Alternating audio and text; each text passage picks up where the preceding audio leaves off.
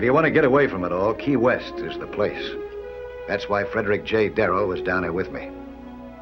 I'm Mike Nelson. Fred is my favorite columnist and one of my oldest friends. He had been locked in a Miami hotel room for months writing a book, and he desperately needed a chance to take it easy for a while. Not too easy, though. You have to keep your eyes open around the coral reef. It can be dangerous. It caught and sank this Army landing craft in 30 minutes.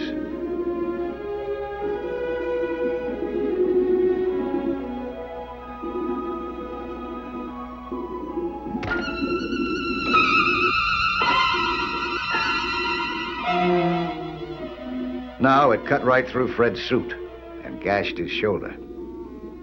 Coral happens to be a living organism. You get it under your skin, and you're in trouble till you clean it out. The sooner, the better. But Fred wanted to explore the LCT first, and Frederick J. usually gets what he wants. He did this time, too.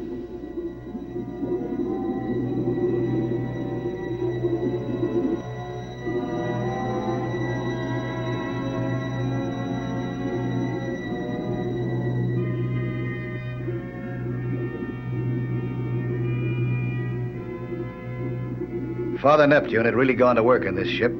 It was worth looking at. But I should have kept an eye on my buddy instead, because he set out to explore the wreck on his own. That's pretty far out for a diver, lone wolfing it through this kind of a maze.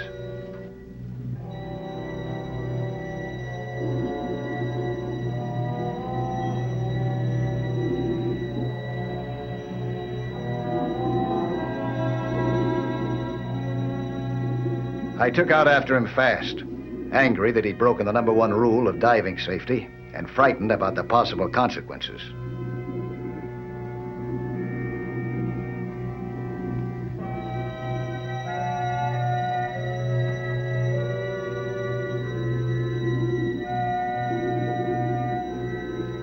There are just too many places to get caught in a wreck, too many dead ends, and it'd be just like Frederick J. to barge into one of the deadest. He did.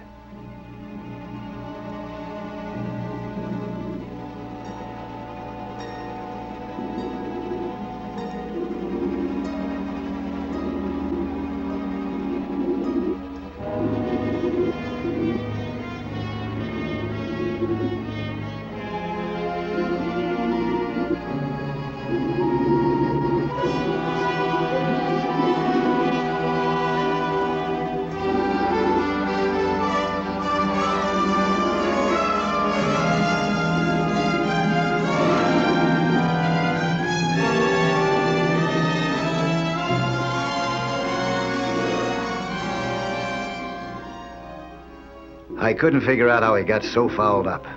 Panic, maybe. That can get a man into more trouble and keep him there longer than anything else. That's what it looked like. A minor accident, made a lot worse by fear. It turned out that I was wrong. Very nearly dead wrong.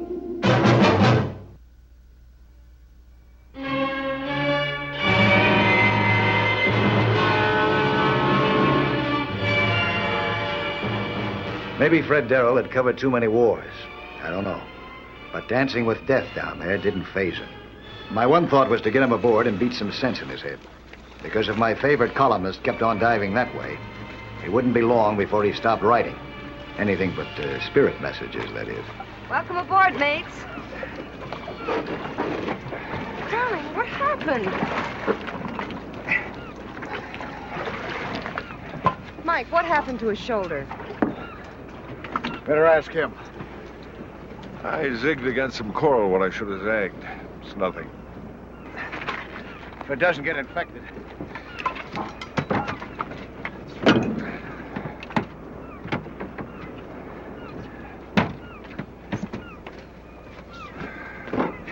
Yeah. Now let me fix it. Now, believe it or not, dear reader, but the old man can still bind up his own wounds. I don't know how exactly, but I'll manage.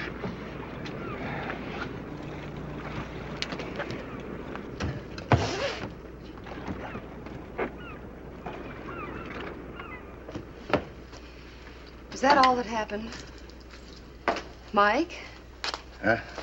Tell me, Mike. He, wandered off from me down there. Wandered off? You mean by himself? Yeah. Something bugging your husband. You any idea what it is? No, I don't know. Something is worrying him. Has been for weeks, but he won't tell me. No, sir. Frederick J. binds up his own wounds, inside as well as out. I know you meant well, Mike, but I wish you hadn't asked him out on this junket. I didn't. He invited himself down. Said he was all tensed up, that he wanted to get away from things for a while. Including me. No, really, Mike, he didn't want me along on this trip. But I'd gone out of my mind in Miami, knowing the way he was feeling and that he was diving. And... How's your worry? The next time we go down, I'll stick closer to him than his tank. Mike, I'd rather he didn't go down again.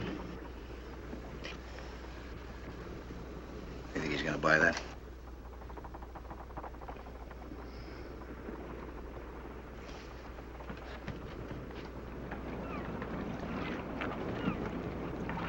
Well, it's too early to tell yet, but I think I'm going to be all right. You do a good job on it? Yes, Daddy. And I even put a waterproof bandage on it because I want to go swimming with my old buddy again. You mean right now? Uh-huh. Oh, Fred, why don't we just loaf around here for a while? Later, dear. After Mike escorts me safely through the reef with nary a scratch. Yeah, you character. Oh, better check your tank and all your gear. Aye, aye, sir. You know something, Mike? For a guy who doesn't have deadlines, you sure worry an awful lot. We were back in the bottom 20 minutes later. I thought Fred was pushing it a little, but maybe this was his way of relaxing. Or maybe some secret worry was dogging him. If so, he managed to muzzle it.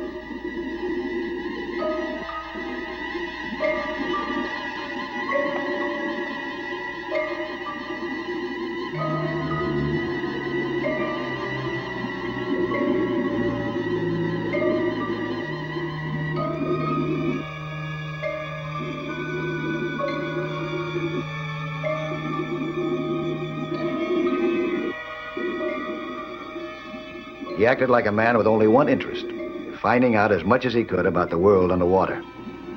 He was a darn good actor. I found that out when I lost one of my fins. It never happened before, and it couldn't have happened at a worse time.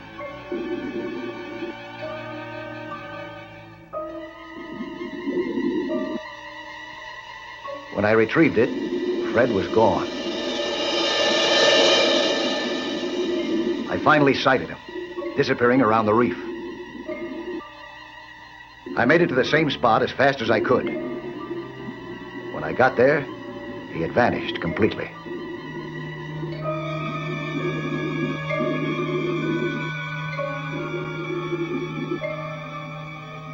I bought myself 10 feet of altitude, hoping to spot him faster.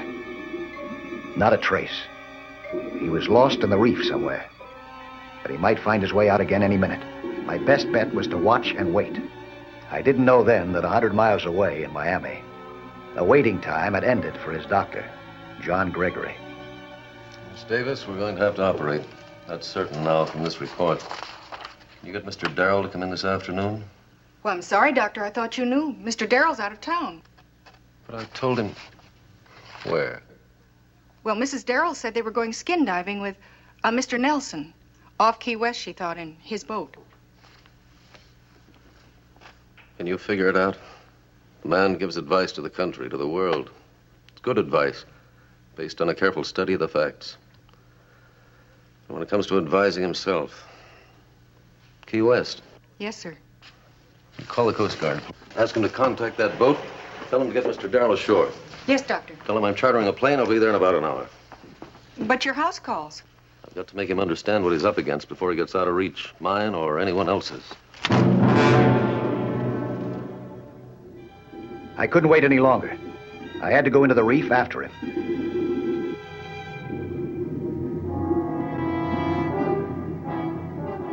Suddenly, though, Fred found an exit himself and burst out, seemingly panic-stricken, with darn good reason. Believe it or not, he was out of air.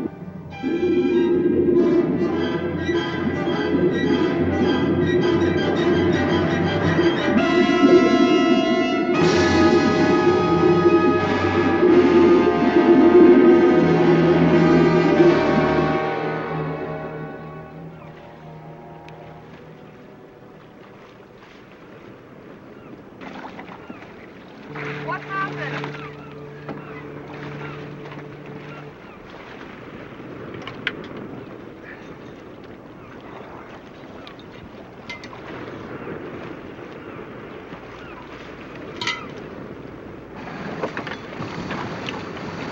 I thought I told you to check your tank. What happened? Did he run out of air? Yeah, it's empty. We weren't down long enough to use up even half a tank. Gonna change? Guess I forgot. Oh, Fred. Forgot! I told you specific. Well, I'm sorry. Won't happen again. No, it won't. Not with me, anyway. You'll do your goofing off above water from now on. Oh, Mike, you can't. Give me a break. I'm going to give us all a break. WM2050, this is Coast Guard radio. Over. WM2050, this is Coast Guard radio. Over. WM2050, this is Coast Guard radio. Over. Coast Guard radio, this is WM2050, over. Message from Lieutenant Tully to Mike Nelson. Stand by. Lieutenant Tully here, Mike. Say, do you have Frederick J. Darrell aboard? Yeah, he's aboard. And Mrs. Darrell, too. This is on Mister. His doctor, John Gregory, is headed for the base. He wants to see Mr. Darrell immediately. Can you bring him in, or shall we send the doctor out to you? What does he want? Stand by, Lieutenant. Please, Mike, could you ask him what it's all about? What's the scoop, Lieutenant? You any idea why Dr. Gregory wants to see Mr. Darrow? It was his nurse who called. She didn't say, but she sure put it strong about the doctor wanting Darrell. What do you say, Mike? We send him out? No, thanks, Lieutenant. We'll come in. Over and out. Hey, what do you think you're doing? What I came out to do. Fred!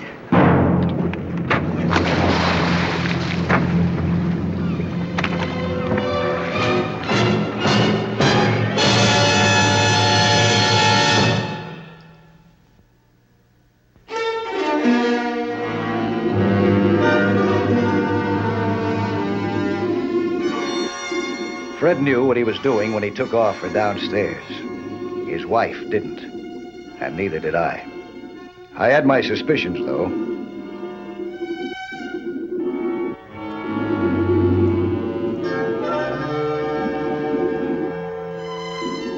Frederick J. Darrell, anchorman of the New York Globe, looked to me like a cub reporter running away from a tough story. It was my job to catch up with him. I didn't know how little he cared about that. There's only one other person in the world that did know. And why? Lieutenant, this is Dr. Gregory. Well, pleasure, Doctor. Mission accomplished. They're on their way in. Oh, thanks, Lieutenant. Soon, I hope. Well, take another hour or so. They were quite a ways out. Oh, that's too long. Well, if it's that urgent, Yes, I'm afraid it is. You see, he's on the verge of hysteria, and with good reason. It'd be cruel to keep him in suspense for the next few hours. Cruel and dangerous. I'll send you out to meet him. That'll cut the time in half, okay? Fine.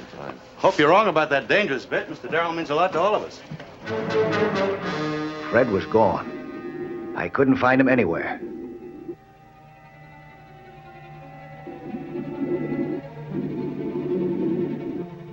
I wasn't fast enough on my fins. Fred Darrell was up to his knees in trouble, wedged tight in the coral.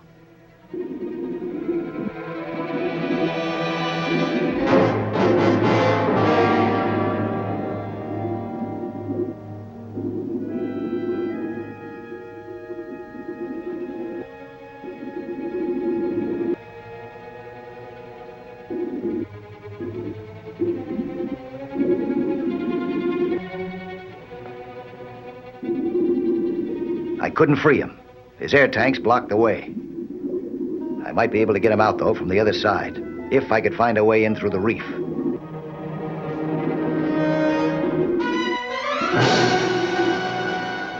I picked what looked like a good bet.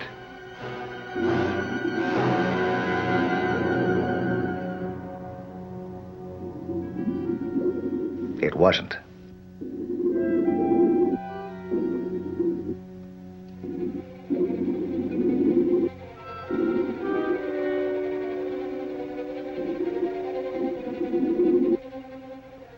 My second try wasn't even close. Just a pothole.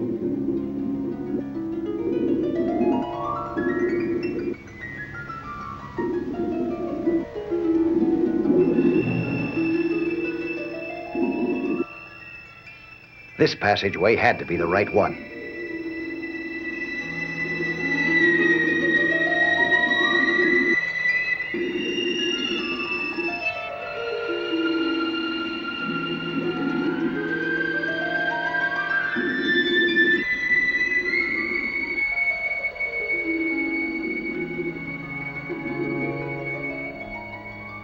Fred Darrow didn't have much time left. He was a prisoner, all right, held tight by the coral.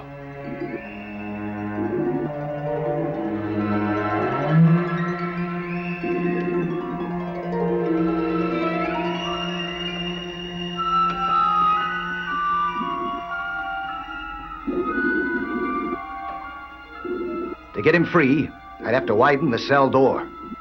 That meant going up again first, for tools and fresh tanks. I'd been using up air like a cyclone. I only hoped that when I got back down to him, the job would still be worth doing.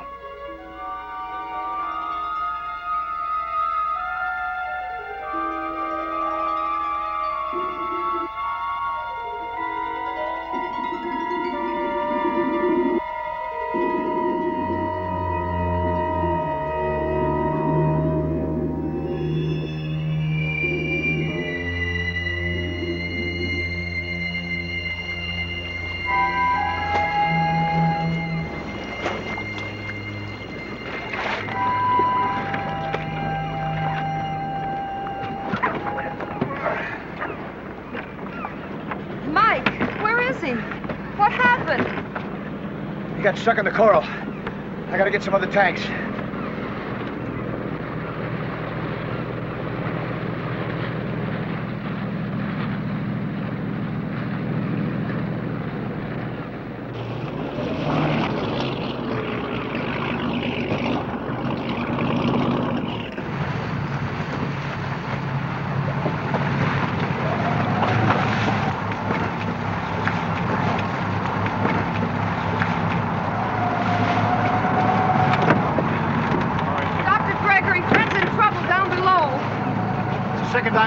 Well, I'm not surprised. He thinks he's going to die.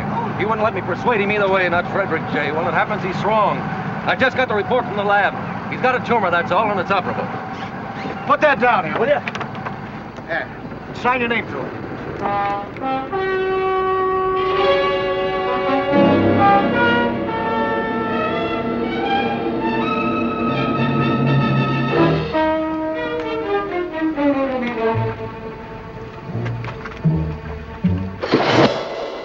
The weight of the crowbar helped get me down fast. But what gave me real speed was knowing that Fred Darrow was trying to kill himself.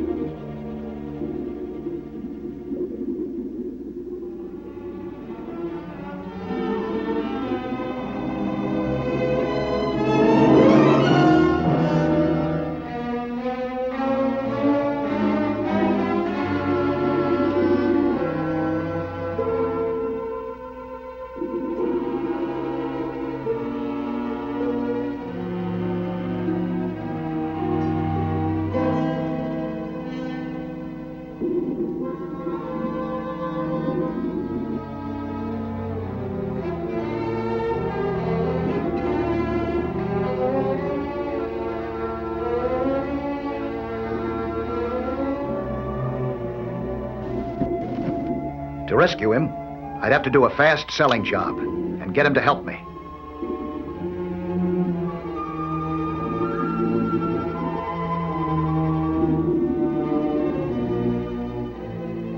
He was too far gone for a sales talk, or for rescue, maybe.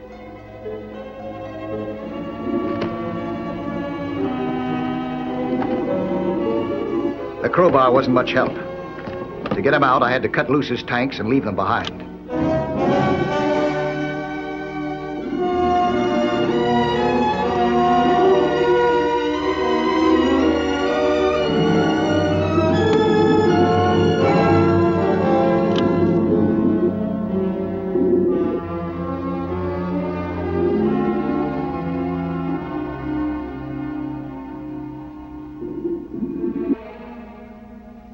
here on out, we'd have to share my air again.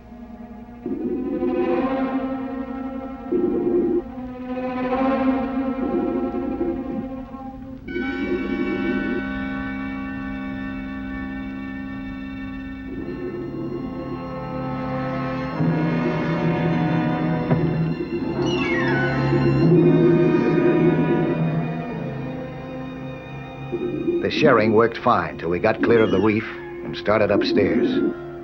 Then Fred recovered enough to make trouble. He tried to go through with his original plan.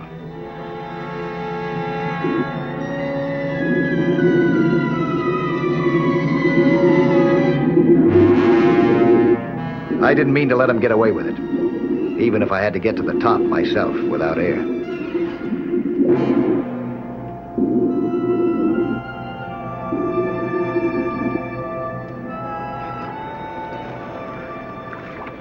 By the time we surfaced, the reaction had set in. Fred was in a bad way. I wasn't feeling very good myself.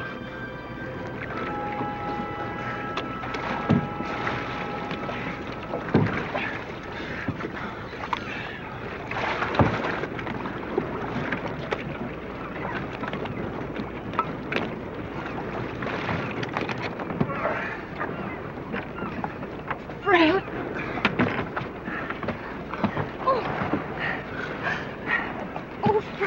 Fine thing.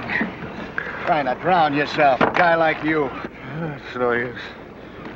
It's all over for me. I'm all through. Oh, no, you're not. You weren't able to read that message that I brought down to you. It was from your doctor. Doctor? Yeah, your doctor. Look, right here.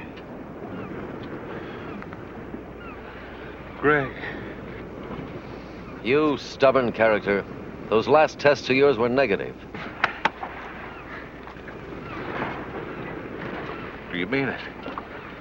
Do you really mean it, Greg? You're gonna have to have an operation, but it's not what you thought. Another month or so, you'll be in fine shape. Just as nasty as ever. Oh, you poor darling. And all this time you thought you were dying. But why did you do this? Because I'm a coward. Oh, Fred. And I wanted you to think it was an accident.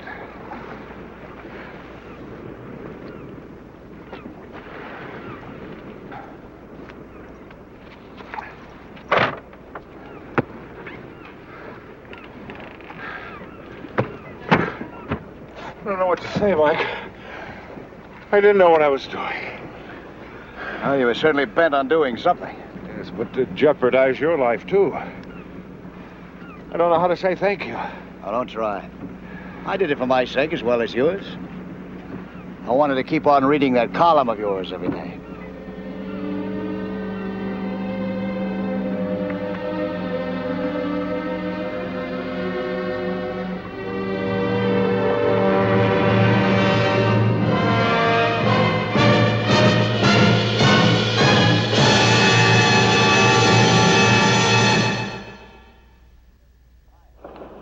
Hi, I'm Lloyd Bridges, inviting you to join us for another action-packed story of underwater adventure 1 week from today.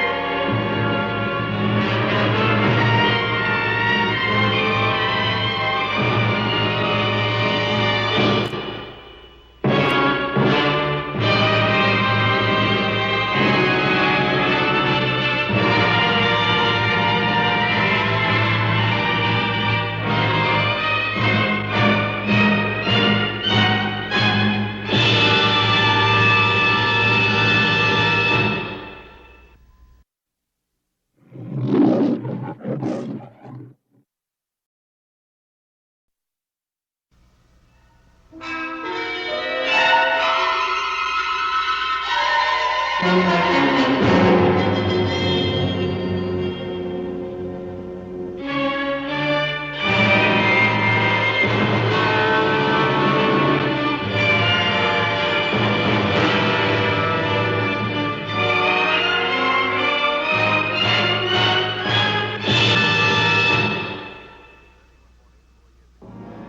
one morning 4 years ago, this freighter, bound for San Diego out of Salina Cruz, Mexico, rammed a tanker 10 miles offshore and sank.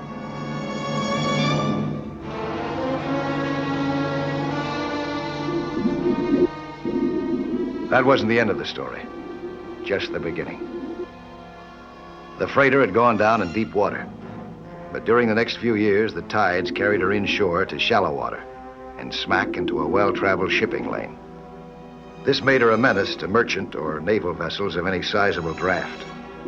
She had to be removed. By whom? Well, clearing the inshore shipping lanes is a Coast Guard baby. And they tagged me as the babysitter. I'm Mike Nelson. I'm a Commodore in the Coast Guard Auxiliary. I learned the tricks of the underwater demolition trade during the war. I was using them all on this job. Demolishing a wreck requires multiple charges, properly placed and planted with care. These explosives were so nervous, they could blow if you looked at them the wrong way. They sure would if you hit them the wrong way, or if the hull shifted suddenly. That doesn't happen too often. Just often enough to make a man wonder if there isn't an easier way to help the Coast Guard. There isn't. This is the way this job has to be done.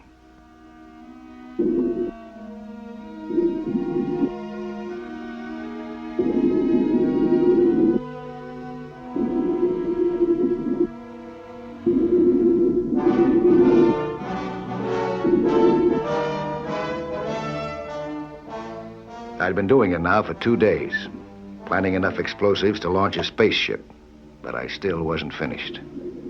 All the same, it was time to call it a day.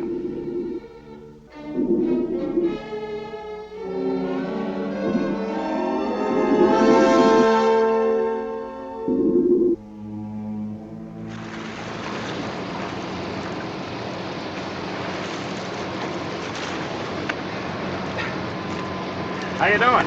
Pretty good. If I don't run into any snags, I ought to be ready to blow it day after tomorrow.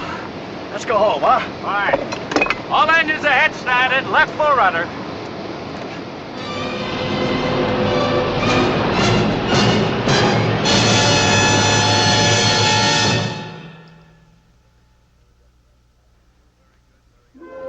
Two very good, very young friends of mine were waiting for me back at the base. Lou James and the gal he was planning to marry, Mary Carter. Mike, we have something to talk to you about. You have, huh? Right. Well, walk me back to my car. Sure. Okay. Gosh, it's great to see you guys. Oh, great to see you. How's our gal, huh, Mary? Oh, not so good. Your friend Lou here's been giving me a lot of trouble. Oh, you have, huh? Well, what do you got to say for yourself, boy? Nothing. It's just that It's just the little matter of a wedding ceremony. If he doesn't marry me soon, I'm going to have to adopt him.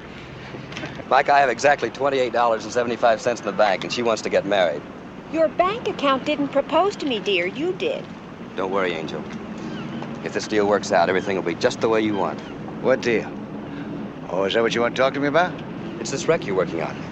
Mike, I have authentic information that there's a fortune in Aztec jewelry hidden aboard. Oh? This isn't just a corny treasure hunt where X marks the spot. You see, there's a story. Let me tell it to you. It's about... Let me tell it to you. What do you mean?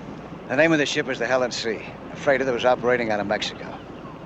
And there was a mysterious passenger aboard who put a fortune in Aztec jewelry in the safe, right? Right. And when that ship was a couple of miles from port, the mysterious passenger took the jewelry out of the safe and put it in his luggage. However, he never did get ashore with that luggage because there was a collision in the fog and the Helen Sea sank in a couple of minutes. Now, the steward who survived the crash says that the jewelry is still in the luggage, somewhere in that wreck. Well, how did you know, Mike? The steward has been telling the same story for years. And that wreck has been searched from stem to stern. No jewels, Lou. Sorry, old boy, but that's the way it is. Mike, please let Lou go down and take one more look before you blow up the Helen C. I don't have anything to say about it. But you could fix it, couldn't you? Well, I guess I could try. Please, Mike. Look, I finally got a good job starting next month. But if I could get a hold of some money now, we could be married. Oh, see what you can do, Mike, please. And then Lou will either find what he's looking for or he'll stop dreaming about it. All right, I'll see what I can do. Oh, thanks, Mike. When's firing time? Day after tomorrow. And I want you to know I take a very dim view of this whole deal. Your chances of finding anything are very, very slim. Well, it's worth the try.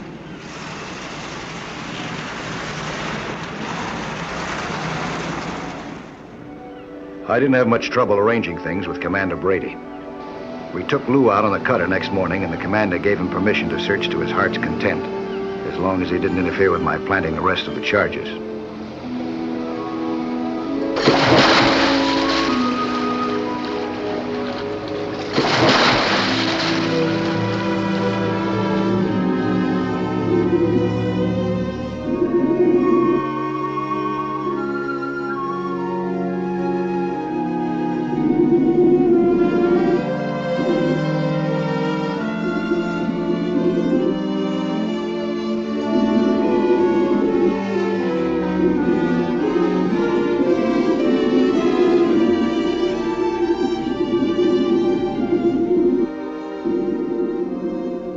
Lou was a crackerjack diver. Before I turned him loose, though, we set up some signals, including the standard one of rapping on our tanks, in case either of us ran into trouble.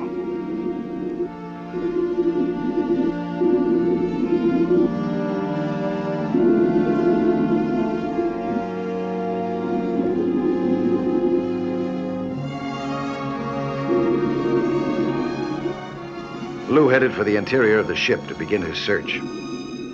I was sure as a man can be that what he was looking for wasn't there anymore, if it ever had been.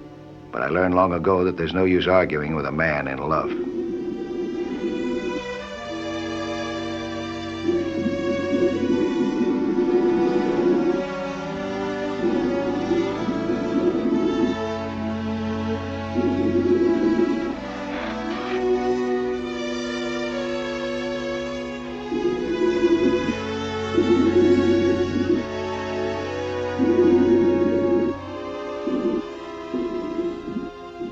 Meantime, I was busy tending to my own problems. They didn't get any easier. In fact, the more explosives I planted, the greater the danger became for a slip-up, meaning a blow-up.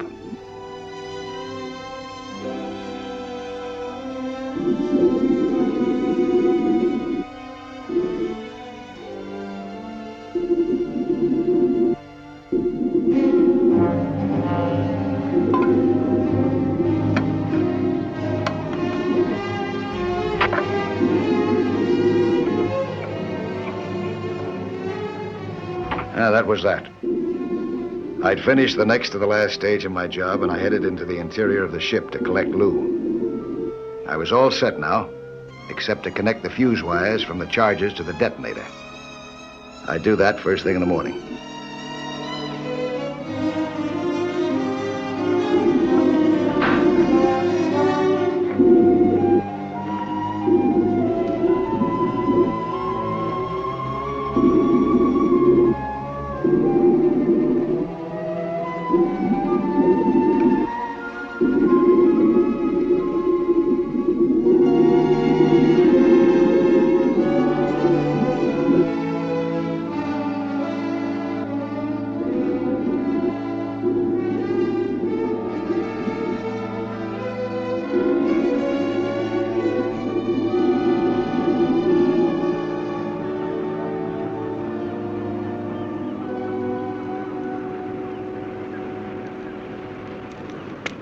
Hi, Murray.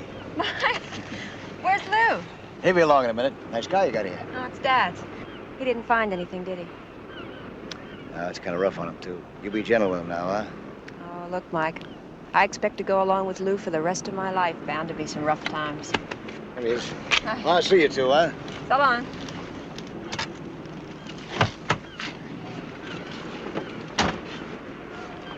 Yeah, I found them. The jewels? You did? Yes. why didn't you tell Mike? Well, I didn't want him to know. I want to surprise him. Why? Well, because he'll want to help me. I want to do this alone. Remember all those people he said searched that ship from stem to stern? Yeah? Well, they just didn't know how, that's all. Where are the jewels? Well, I couldn't get them. I need a crowbar to pry a plate loose to get in the hull. But first thing tomorrow morning. Lou, they're going to blow that whole thing up tomorrow morning. Yeah, but not until 11 o'clock. I'll have plenty of time. Early next morning, we dropped anchor again right over the wreck. I went downstairs with a detonator. This little firing device had quite a big history.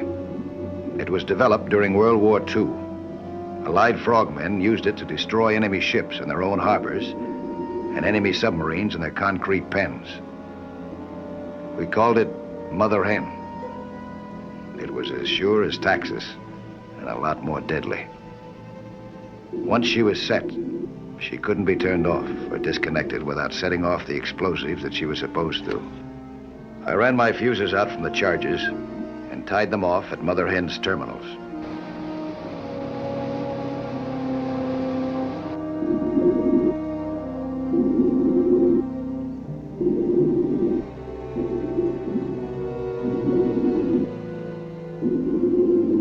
All I had to do now was set the timer. I did. For 1,100 hours, 11 a.m. Mother Hen started clucking.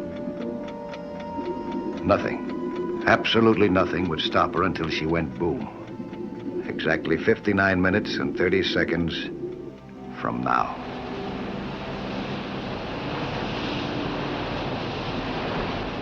All set, Mike. Oh, good. You'll check the wreck again after the explosion? Okay, but there won't be anything left but a couple of toothpicks. As we pulled out of the explosion area, I relaxed for the first time in 3 days. I didn't know that my bull-headed young friend, Lou James, had been waiting just over the horizon to move in after us.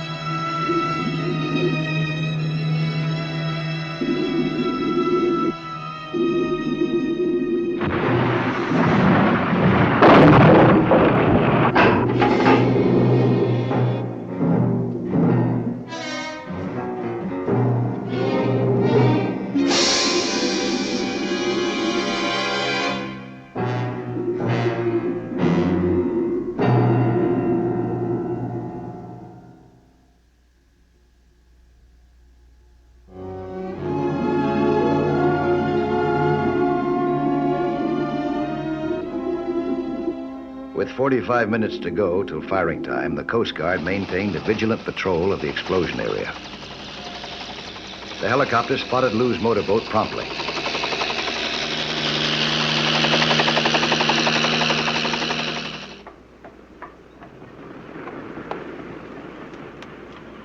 Mike! Mike? Oh, hi, Mary. Mike, I've got a secret that I really shouldn't tell anyone, but I'm dying to tell you. Give me some encouragement. Okay, you're encouraged. And a promise that you'll never, ever tell anyone that I told you. Scout's honor. Mike. But- Helicopter just reported a speedboat anchored directly over the wreck. Is that your secret? that Lou was going out there again this morning? Look, Mike, Lou found what he was looking for, but don't worry, he's got plenty of time. Time for what? To kill himself? All he has to do is to trip my demolition wires. We better get him out of there right away. Mike, Commander Brady, may I go with you? Look, if Lou's in trouble, I have to be there. What are you saying? All right, I'll make an exception. Come on.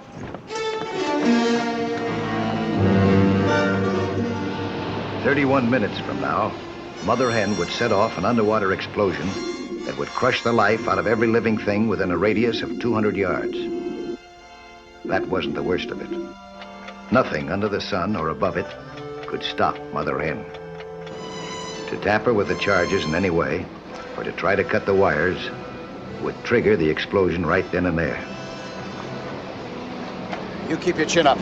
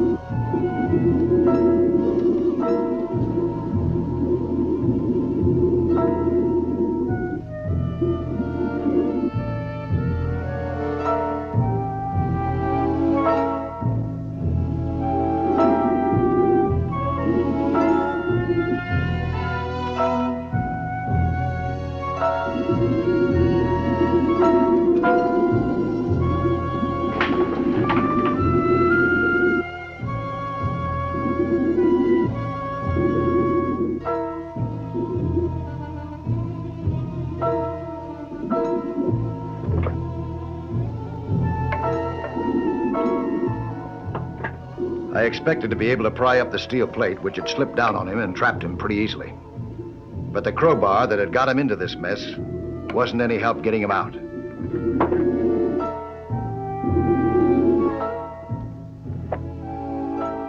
No matter how much muscle I put into it, I couldn't budge the plate with my hands. I had to figure out some other way fast, and it had to work the very first crack out of the box. That's all there'd be time for. Just one try.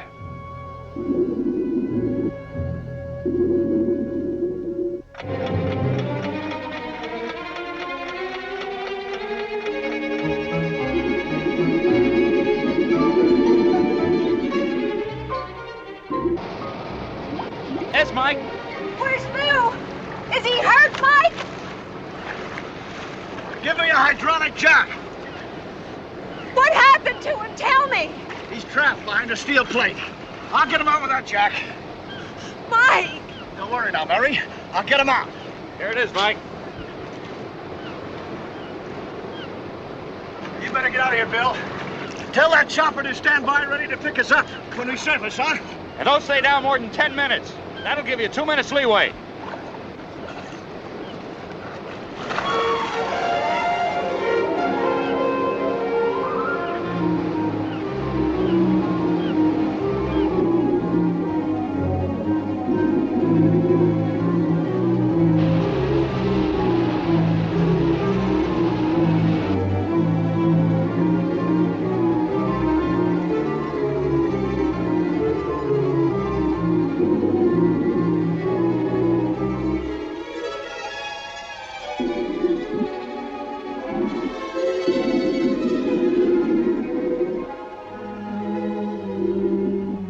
Minutes now before the blow-off. I could do it. I could get Lou out, if the jack worked. It did, but it wouldn't hold. Years of submersion had covered the steel with a slick coating of slime.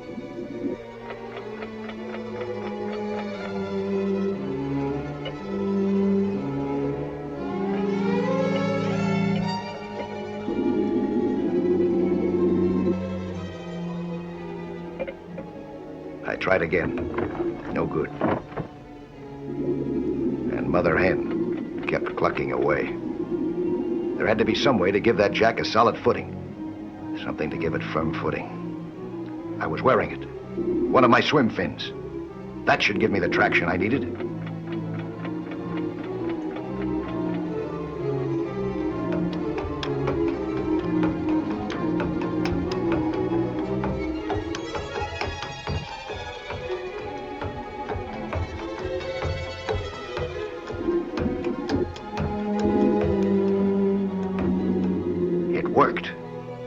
in less than a minute.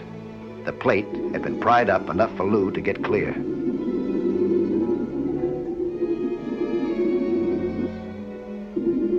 But my young friend had a one-track mind. He had come down after something, and he wasn't leaving without it.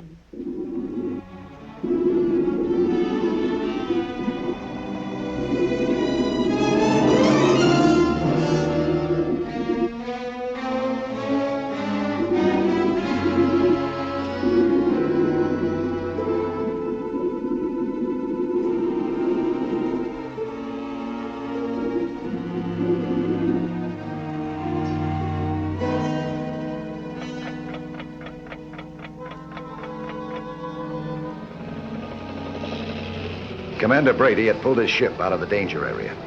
He couldn't help us now. Only the Coast Guard helicopter could.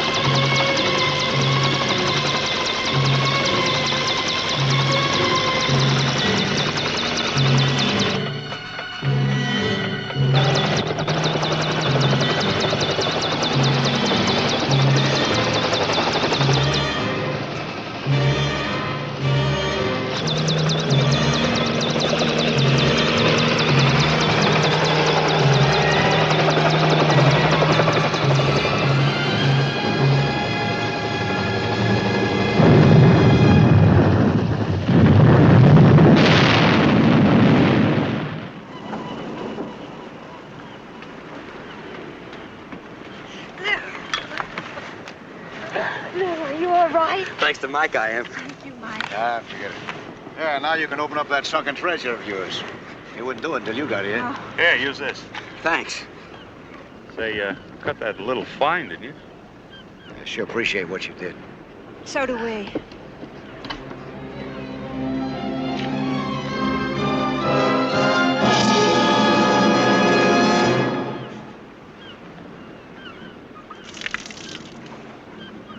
Empty.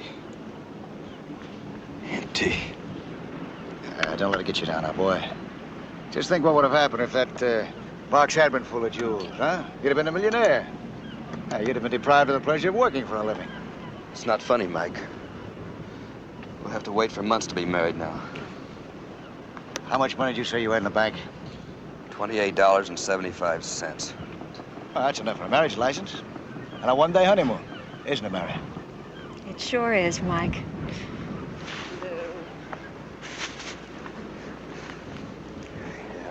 It sure is.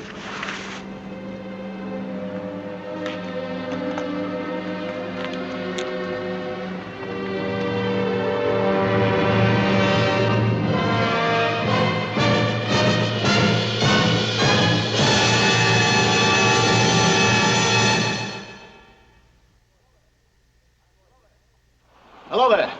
I'm Lloyd Bridges. You know, 3/5 of the world is covered by the sea. And how little most of us know about that underwater world. Go below with us again next week, huh? For another thrilling adventure in Sea Hunt.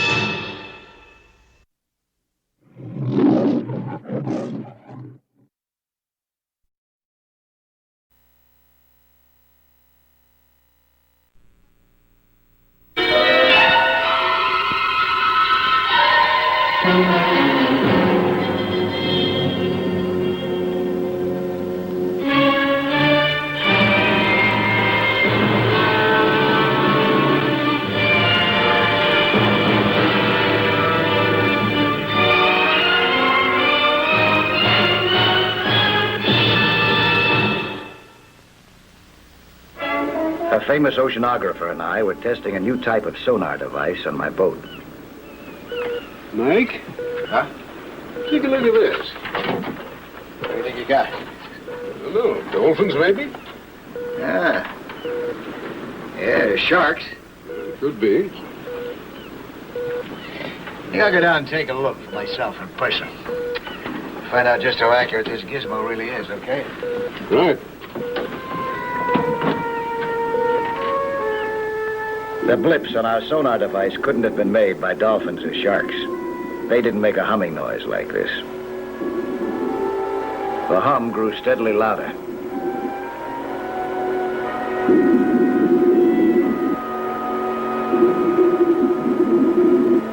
It came from two propeller-driven scooters. Special souped-up jobs.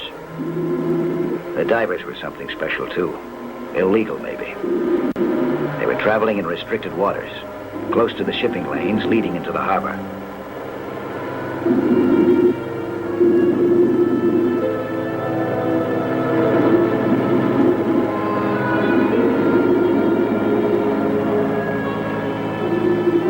I took as much advantage of available cover as I could.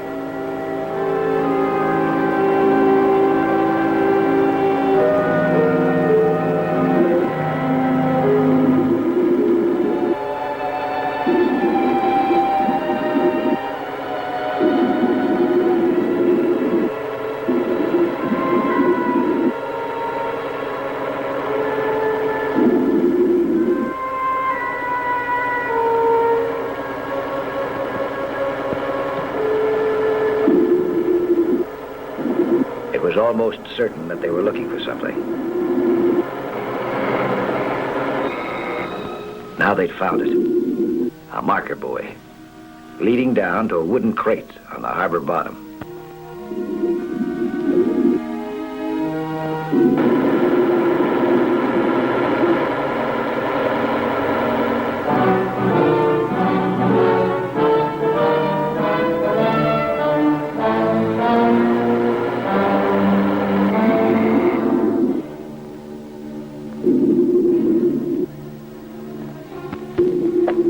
Whatever they were up to was their business, not mine. Butting in was bound to mean trouble for me. A few minutes later, it did.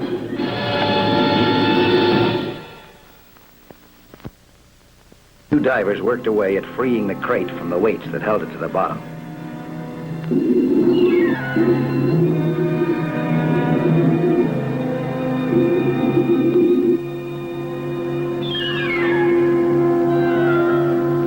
Now they headed out with it. Where to, I couldn't imagine. I didn't have any idea what was in the crate either.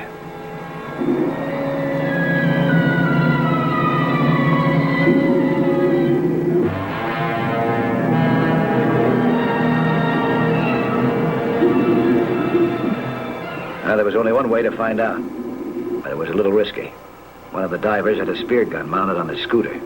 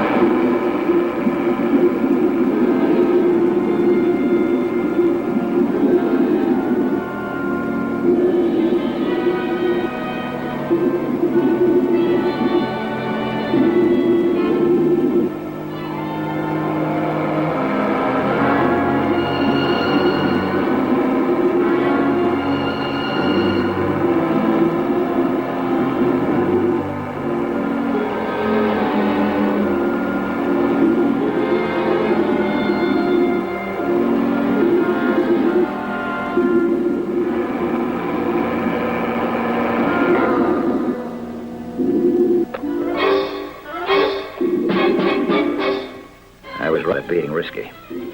The crate they were carrying must have been worth a lot to them. They were willing to kill to protect it.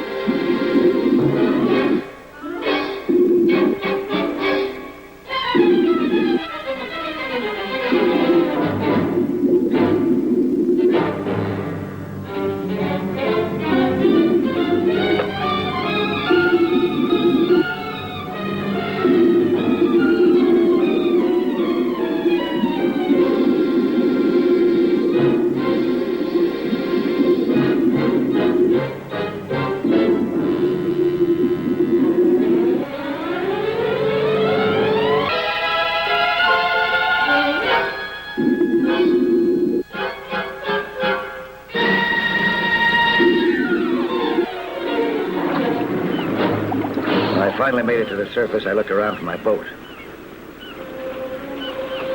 It was practically on the horizon.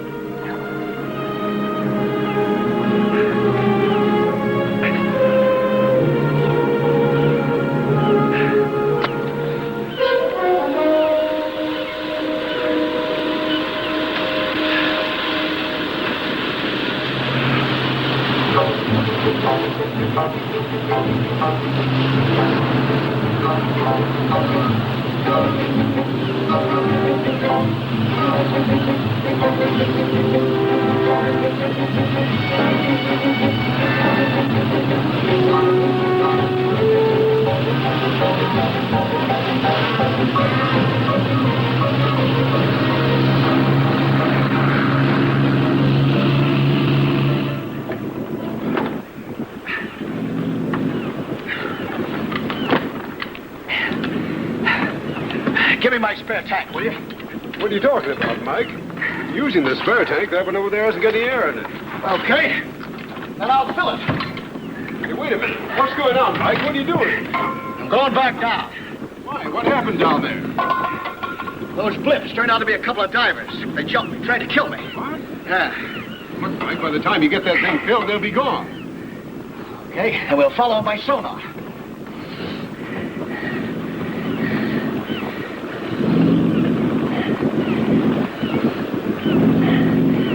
I can't find them. They gotta be down there someplace. If they're down there, we'll find them. This machine can count the pebbles on the bottom.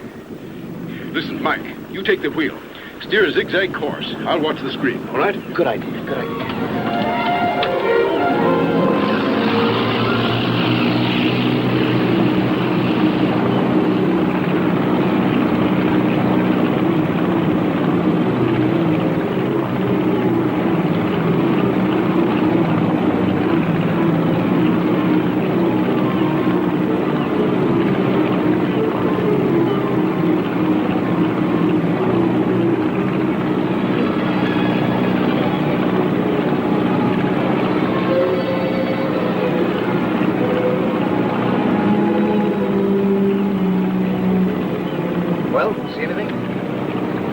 Nothing yet.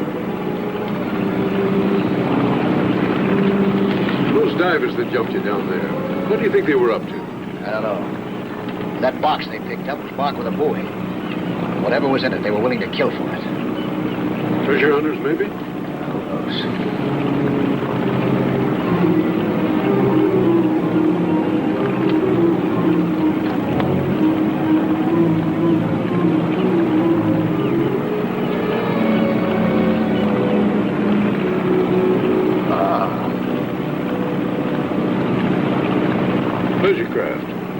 I'll say. What do you mean? I don't mind. Just take my word for it.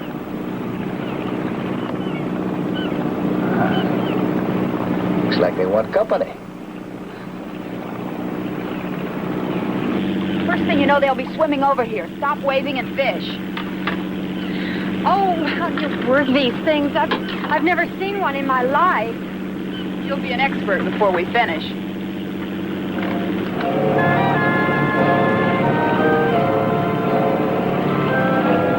We went back and forth inside the harbor entrance and drew one blank after another. No sign of the divers. Our sonar should have found them. As machines go, it was nearly perfect. Still, we drew a blank. The men I was after had vanished with whatever they were carrying. We might as well go back in, Mike. We headed for shore on the Coast Guard base. This could be it, Mike. Bottom of the page.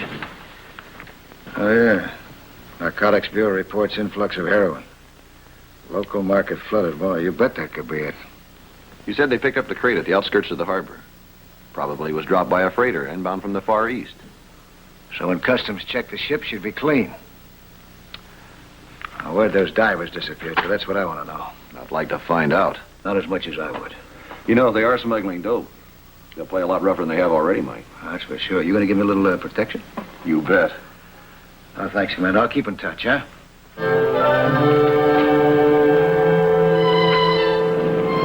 All the next week, Dr. Briggs and I scouted every ship that approached the harbor. We covered the area inch by inch, working the sonar for all it was worth. Suddenly, it came up with something. Hold it, Mike. Stop the engines, eh? Look at this, Mike.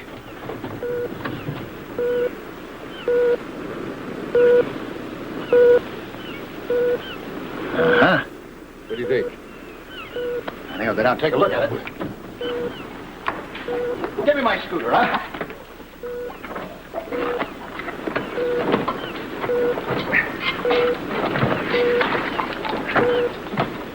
Get a line for that scooter. I'll lower it down to me.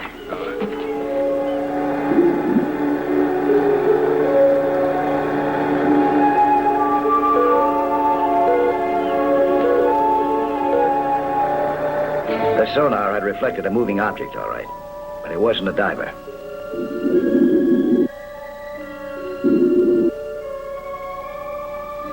It was interesting to look at, but it wasn't what we were looking for. So I headed upstairs again. An hour later, the sonar screen lit up again. Mike, I think we got him. Huh? This time for real. They're my diving buddies, all right. Now, let's see if we can spot the rest of this outfit.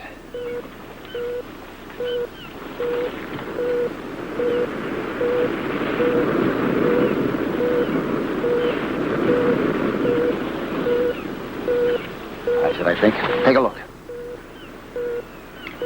Mike, I swear you're right. Somebody on that boat's getting ready to drop a box over the side. Yeah, box with weights. Well, I'll be right there waiting for it. Grado, the Coast Guard helicopter. Give him the position of the ship and the bearing, huh? Hey, Mike, don't try to do it all by yourself. I'll take a smoke flare with me. If I need help, I'll release it. Helicopter to watch for it.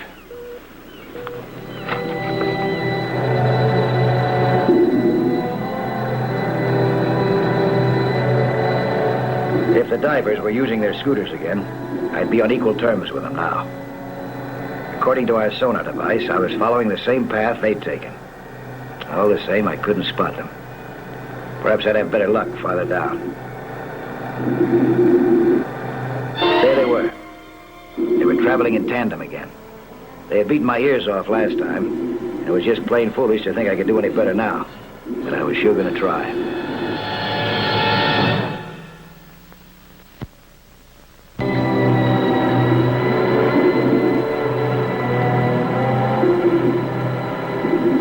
The two divers had gotten away with their underwater disappearing act once, but this time I was right behind them. My guess was they were looking for a duplicate of the wooden crate that they picked up last time.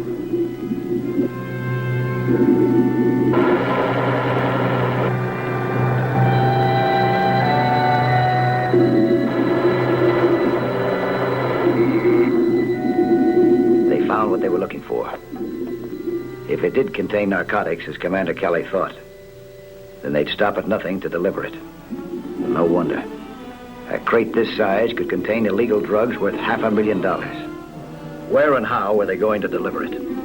They certainly couldn't hope to cross the bay, not in their own power, not even with their scooters. There had to be some other explanation.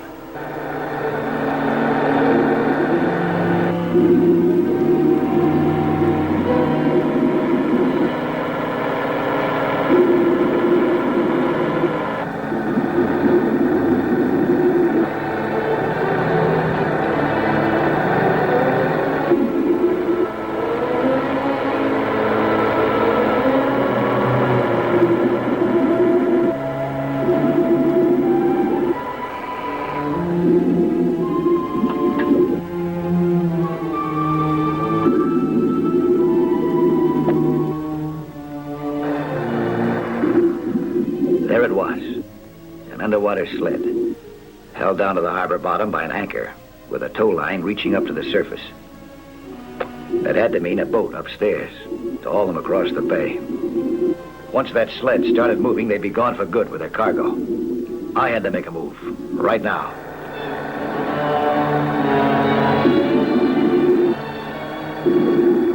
I was determined first to damage those narcotics if I could. So I smashed into the crate at full speed.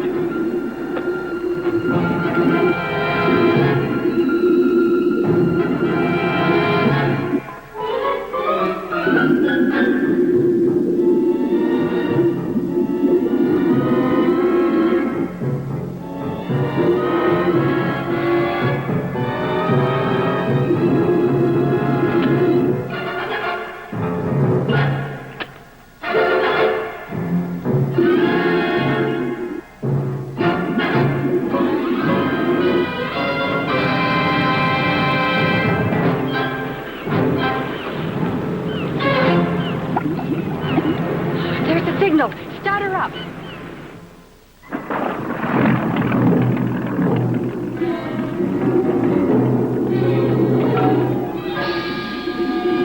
Well, one member of the opposition was out of business. The other was still very active. He got to the sled and turned it right side up just as the boat overhead started to pull out. I didn't have a moment to lose. Not if I wanted to lose this diver and hold on to that crate.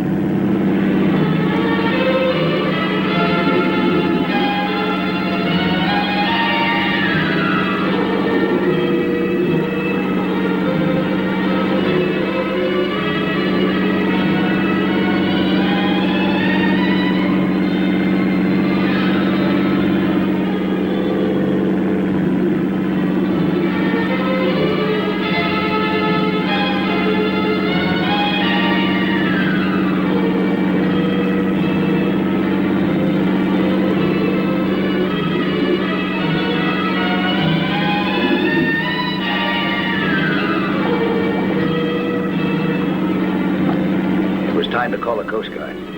I reached down for my signal flare, but it was gone.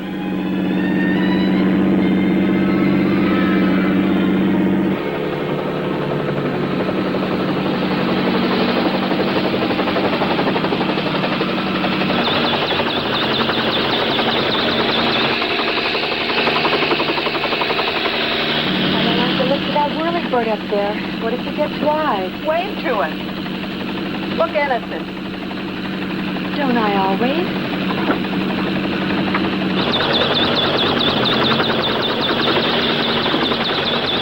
Helicopter lookout to Dr. Briggs. Over. Lookout to Dr. Briggs. Over. Briggs to helicopter. Over. No sign of Nelson yet. He should have signaled by now. Keep looking. Roger. Stand by.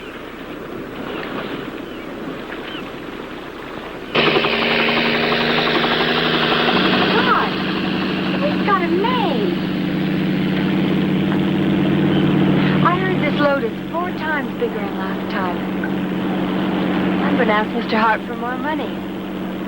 4 times more. Why don't you ask him for a shot in the head? You've got a better chance of getting it. I work hard for my money. We'll be into the canal soon. You've got about 10 minutes to smarten up.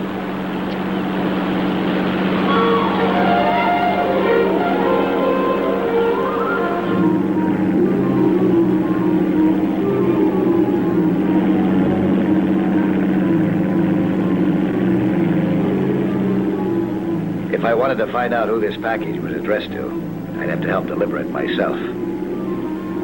I had no bearings, no way of knowing where we were headed. The water was getting warmer, though, which meant we were getting closer to shore. All of a sudden, we started to slow down. That made it a lot harder to keep the sled steady.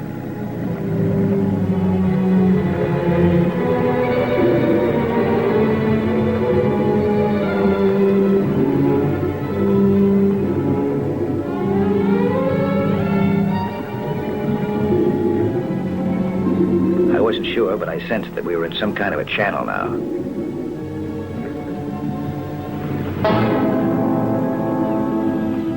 The boat lost way rapidly. It was time to say goodbye to the sled.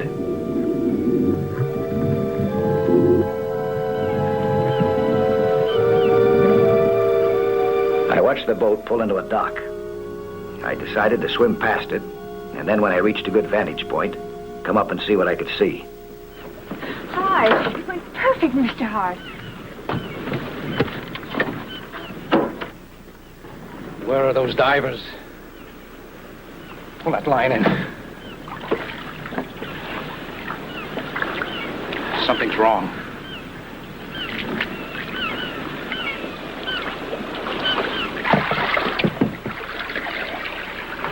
It's broken.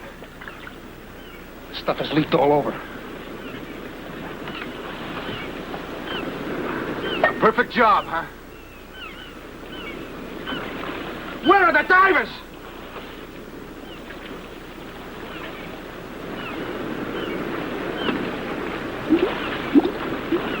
Bubbles. Get the hardware.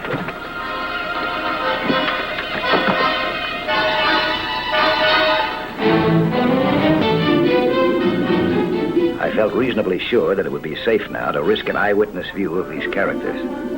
I came up slowly. It was still too fast.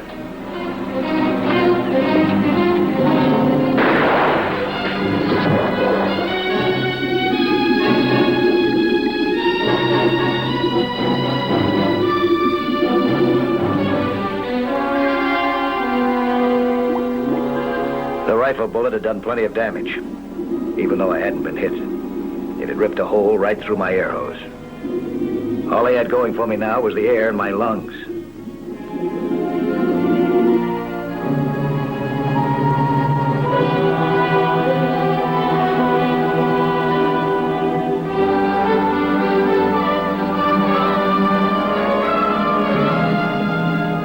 I had no choice. Unless I wanted to drown, I had to face those guns upstairs.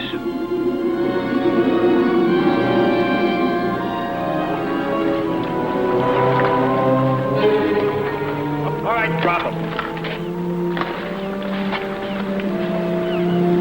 Now in the water. Go fish him out. Hands in the rail.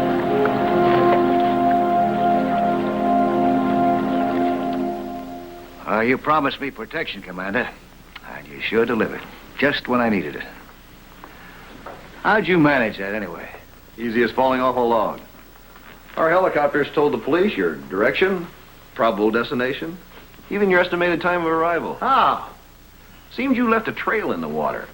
Trail? A white trail about 2 yards wide. The heroin from the busted crate. About $500,000 worth. Holy mackerel. Hey, that's an expensive trail, huh? You said it. Those smugglers will have quite a few years to brood about it, too. How many years you think?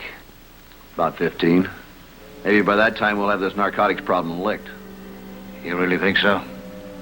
Well, this way of smuggling the stuff in won't work anymore. Thanks to you, Mike. Yeah, but there's so many other ways. Yeah, but we'll just have to keep working on it. That's for sure. All of us.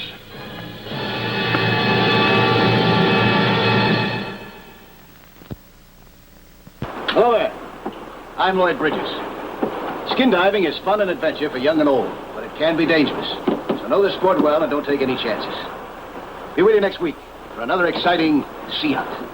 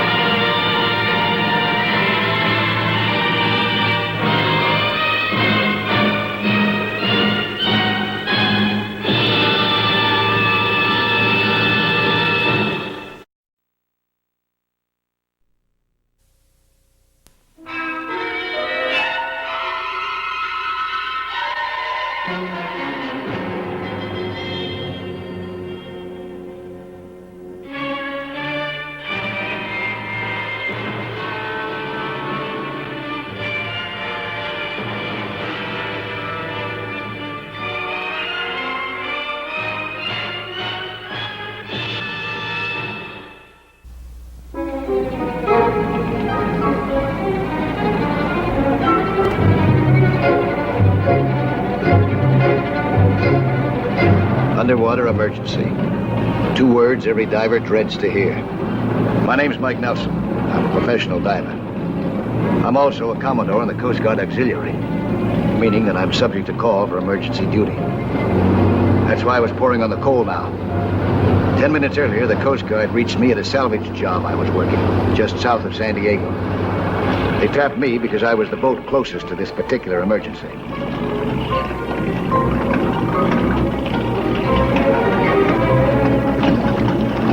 No sign of life. I didn't figure. I was sure that this was the position they'd given me off Rosarita Beach. So I decided to drop anchor and get ready for action before checking back with the base for further information.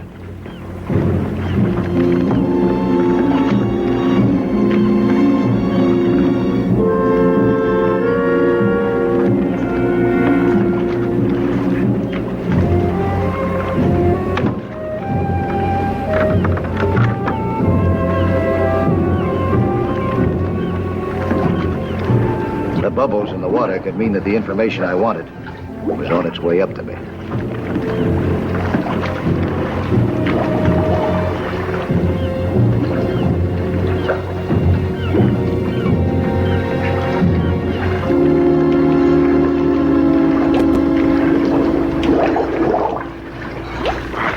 Help! She's trapped down there! Quick, hurry! As soon as I get my gear on. Take it easy now. Get your breath, huh? She's trapped, I tell you. Yeah, I know. You're Forrester. Got your call from the Coast Guard. It was relayed to me. I'm in the auxiliary. How long's she been down there? I don't know, about a half an hour. We found this old freighter and Anna went in. How deep is she? About 90 feet. It's almost right under us. All right, show me where she is.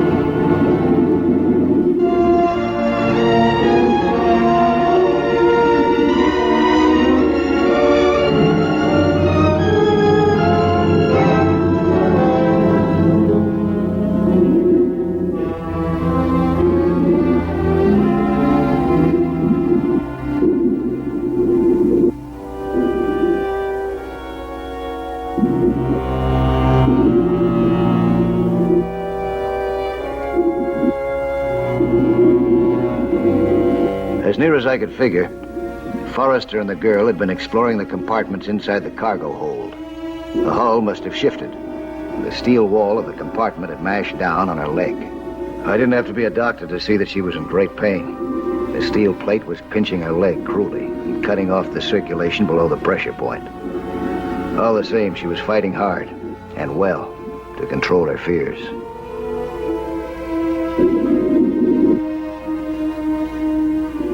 I did what I could, but even with Forrester's help, I couldn't even budge the plate.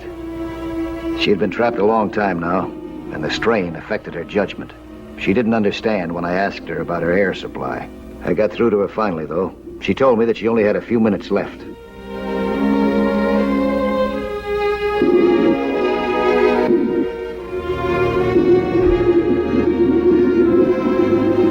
I gave her a fresh tank and all the encouragement that I could.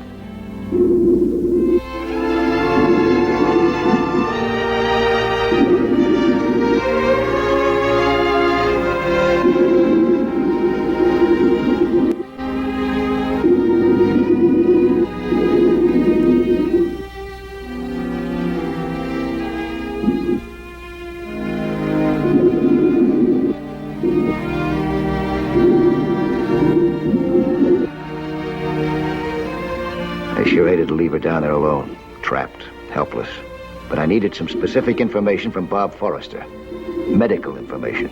Unless I got the right kind of help to her soon, the girl would be more than frightened and hurt. She'd be dead.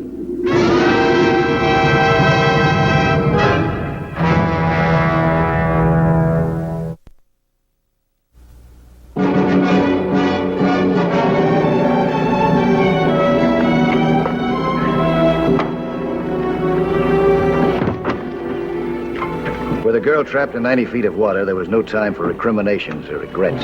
What I needed to know from Forrester, I'd have to pick up on the run. I got on the horn right away. Coast Guard radio.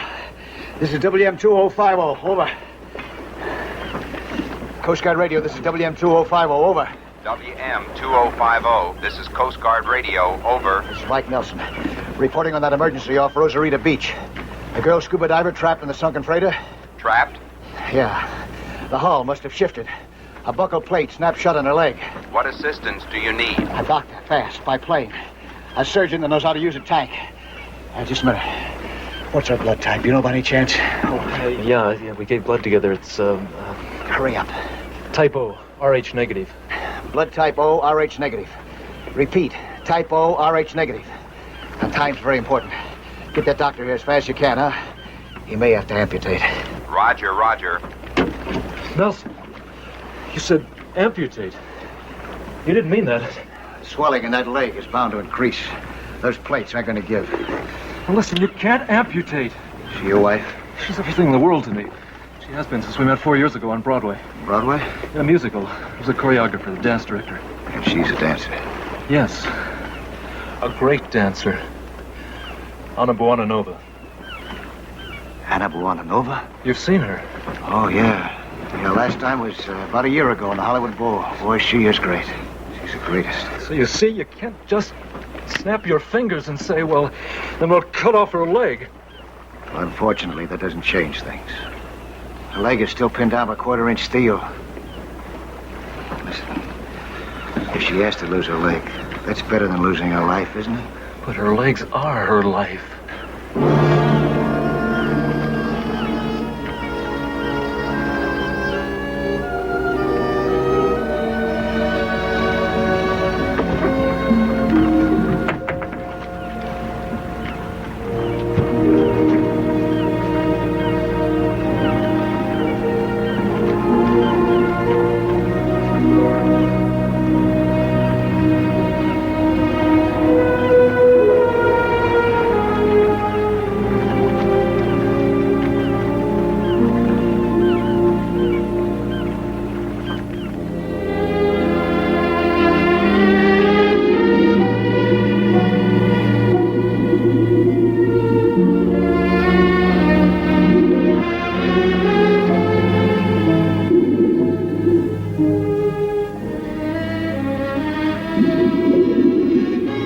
Waiting was rough on me, but it was a lot rougher on Anna Buonanova. I sent Bob Forrester down to the wreck to keep her company.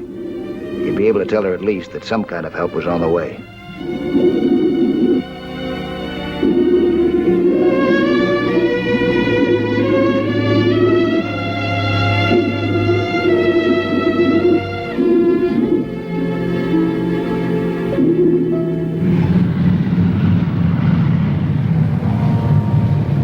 The time it took the help to arrive, and it got here even sooner than I'd expected, I thought of a million different ways to free her. The only trouble was, none of them would work.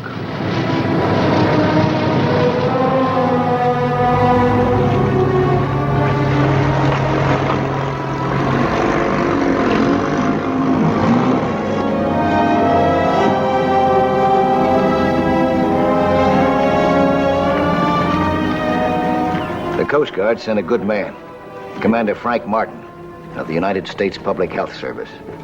He was an ex-frogman and an expert surgeon. He also knew how to move fast.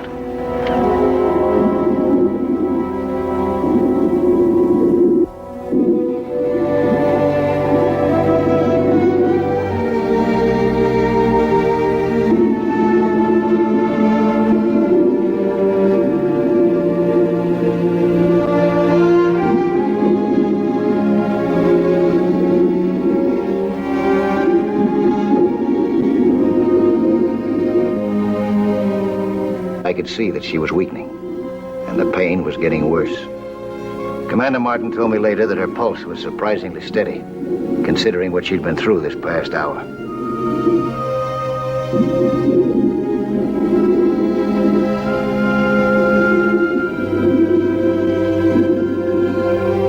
I didn't have much hope for it, but maybe now that there were 3 of us down here, we might be able to lift the plate.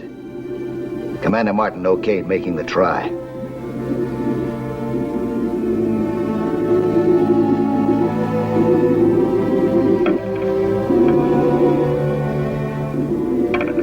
All it did was increase her pain to the breaking point. She blacked out, fainted.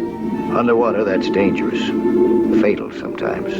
The only way a scuba diver gets air is by inhaling through his mouthpiece. Anna lost hers. The instant Commander Martin spotted this, he worked the mouthpiece back into her mouth and held it in place. I think that for a moment, all 3 of us prayed that she'd start inhaling again. She did. We hadn't lost her, yet. But how were we going to save her? I didn't have any ideas. I could only hope that Commander Martin did. We left Forrester behind with Anna and started topside for a conference.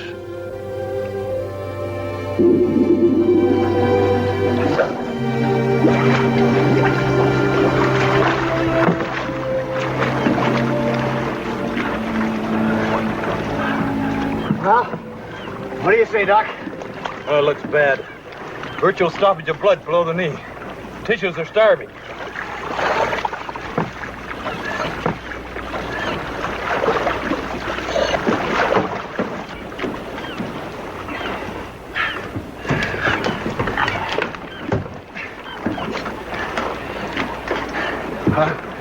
What are we going to do about her? What have you tried so far? Nothing that's worked. I don't understand. Torch would cut her free, wouldn't it? Yeah, but that freighter was built during wartime. Those plates are stripped with special alloys that spread heat. Oh, I see. By the time we got her free, her leg would be cooked. There must be some way. And if there is, I wish you'd tell me.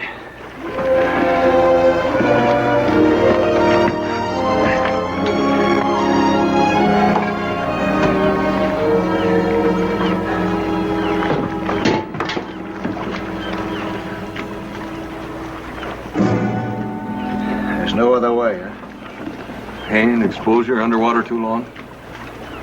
I'll have to take off the leg.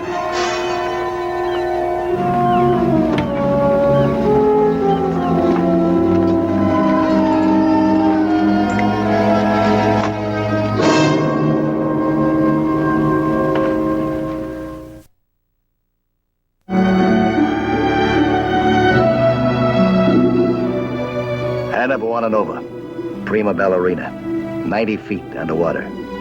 Her leg pinned in a steel vise. And to save her life, she was going to have to lose her leg.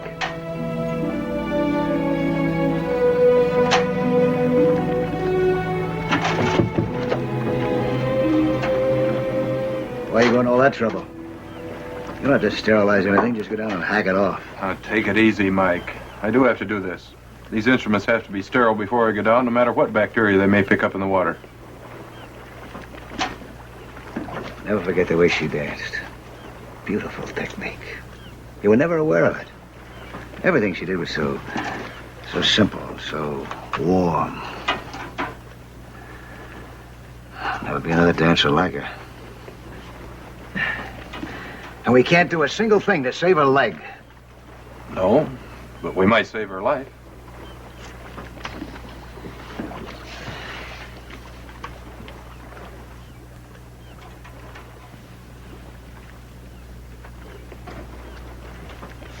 Thought of something that might work. What's that? I don't know why I didn't think of it before. An air saw. That'd be able to cut through those plates. Do you have an air saw? No, but the base can fly us out one in about 20 minutes. No, there just isn't time. She's already been down there almost 2 hours. If she goes into shock... But this way to give her a good chance to save her leg. And lose her life. No, Mike. It's the leg of her life now. And you know what choice a doctor has to make. I know what choice I'm going to make. Mike, if I thought there was one chance in 10,000, I'd go along with you, but there isn't. Face it. Every minute that goes by increases the danger of shock, and the pain's getting worse. How long do you think she can stand it? And what happens when she becomes unconscious? What happens then, Mike? What happens when you cut through her leg with that knife? She'll faint. I'll have to hurry, that's all. I'll load the area with a topical anesthetic. Whatever you give her, she's going to pass out. When that happens, what then? Shock. I'll do it as quickly as possible, then we'll have to rush her right to the surface. Without a recompression chamber? You know how long she's been down there. What do you think's going to happen when you take her straight up without staging? All right, all right. But it's dangerous to wait. I know, I'll tell them. They'll rush it. It took me only a minute to get the Coast Guard moving. They did have an air saw available, and it was on its way to me almost before I finished asking for it. Okay, roger out. Hey, will you bring up that slate for me? Yeah, good. With Commander Martin's silent blessing, I scrawled a message for Anna Buonanova. Get you free, it said, in 30 minutes. That was the wildest promise that I'd ever made. But no matter what, I was going to keep it.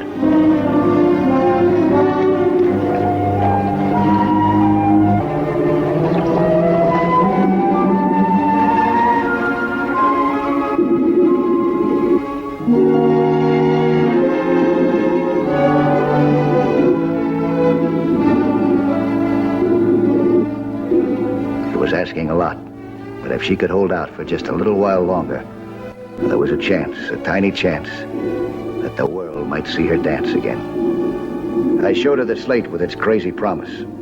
Get you free in 30 minutes. How? By cutting off a leg? Topside, I waited for the air saw. Every minute seemed like 10, but to Anna Buonanova, it must have seemed more like 100.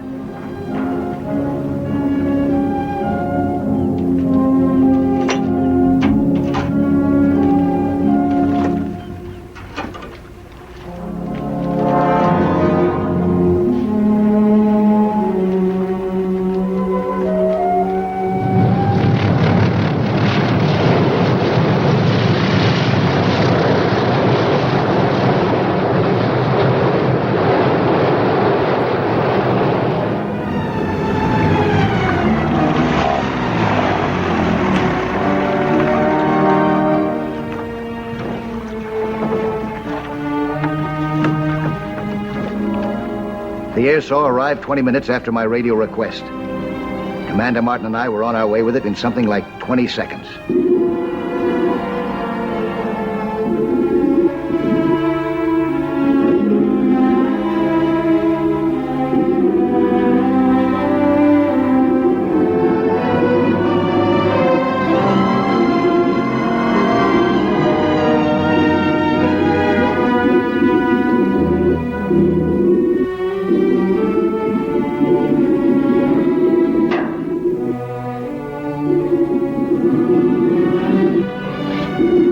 I didn't know how long it would take an air saw to cut through this kind of steel alloy, or if it would cut through it at all.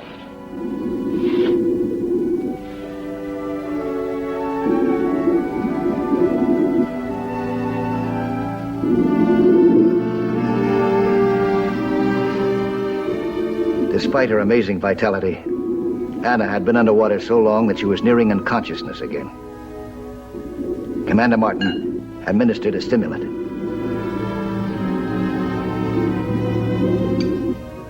Keeping her awake was going to be his job. I went to work on mine right away, trying to saw through that plate without injuring the leg that we wanted to save.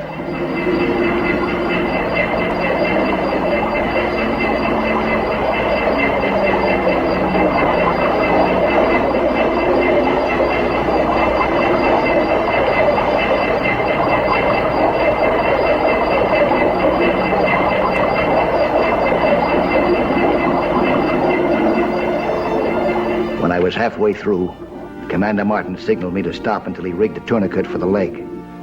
The sudden release of pressure on her thigh could rupture the blood vessels.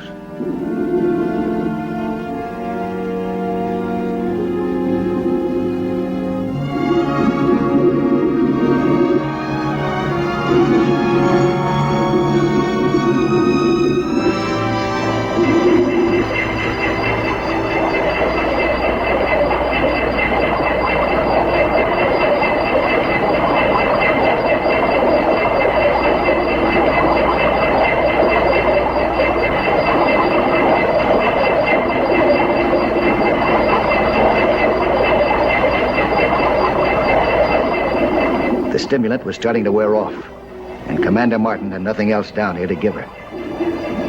I had just a handful of minutes to finish the job before she lapsed into unconsciousness again.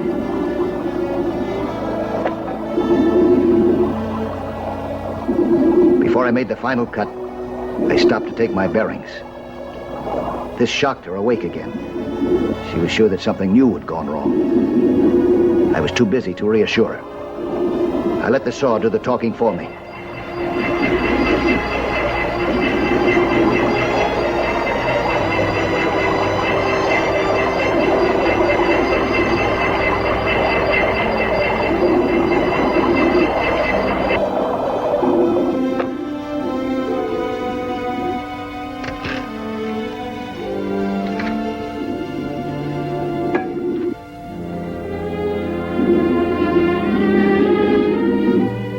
She was free now, but she had been in 90 feet of water for close to 2 hours. It'd take nearly an hour more to get her safely to the top, with stops for decompression.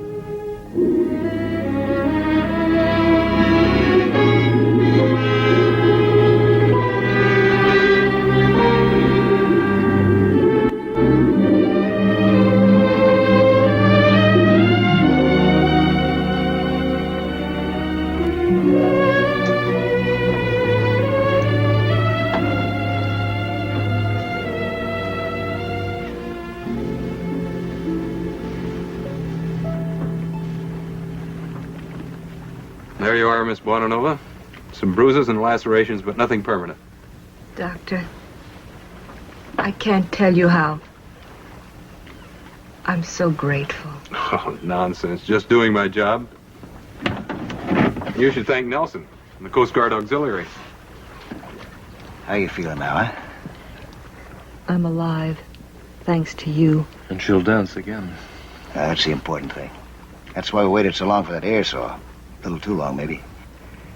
I guess that was a little selfish of me. Selfish? Yeah.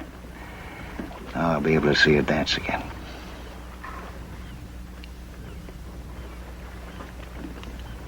I'm dancing for you right now, Mr. Nelson. I wish you could see it. I can't.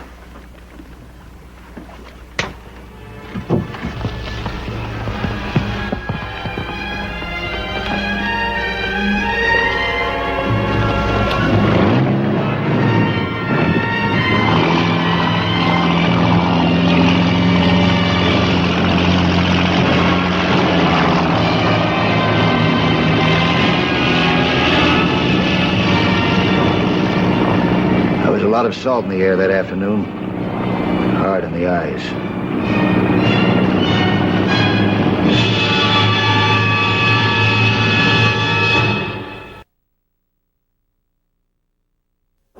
Hi, I'm Lloyd Bridges, inviting you to join us for another action-packed story of underwater adventure 1 week from today.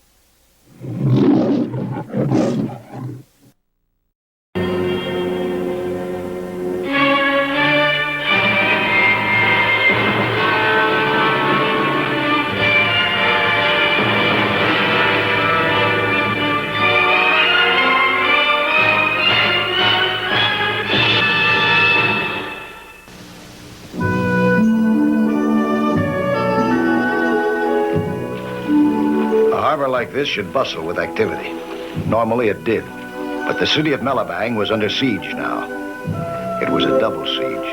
The port was paralyzed from within by the threat of plague, cholera. It was cut off from the outside by a military blockade. The blockade had been imposed by the new self-appointed dictator, Colonel Pranjat. This was his answer to Malabang's demand for constitutional liberty for itself and the rest of the country. The gunboats were reinforced by an underwater minefield from the docks to the harbor entrance. The mines were crude and put together in a hurry, but that only made them more deadly.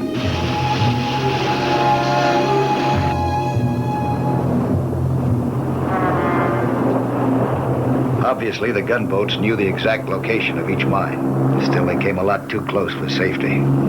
Theirs and mine. I'm Mike Nelson. I had been visiting Malabang when Pranjat lowered the boom. And then when the cholera broke out, I had to help. I volunteered to disarm enough of these mines to let a hospital ship enter the harbor safely. I had already disarmed 4 of them. I had 2 more to go, including this one.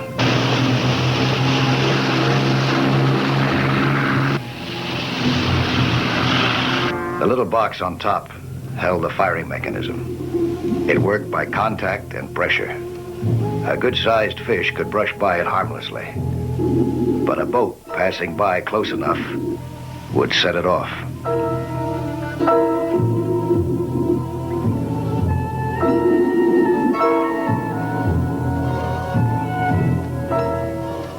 The trickiest part of the job was cutting the 2 wires that led from the firing mechanism down into the high explosive. I held my breath while I snipped the first one. And I didn't start breathing again till I cut the second.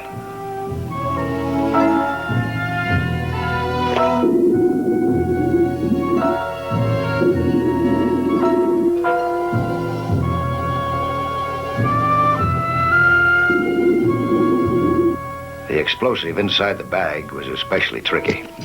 It was called C3.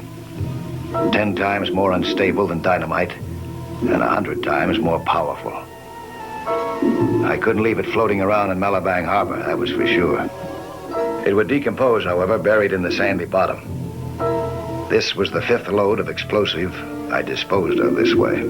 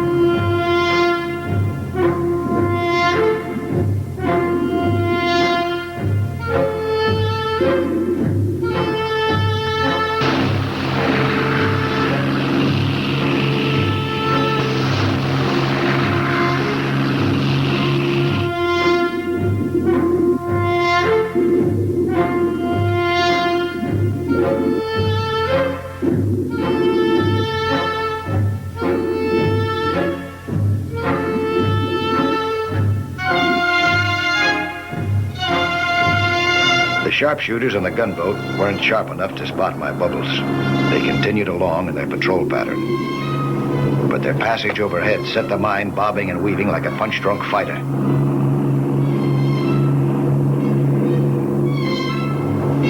All I could do was wait for it to settle. It never did.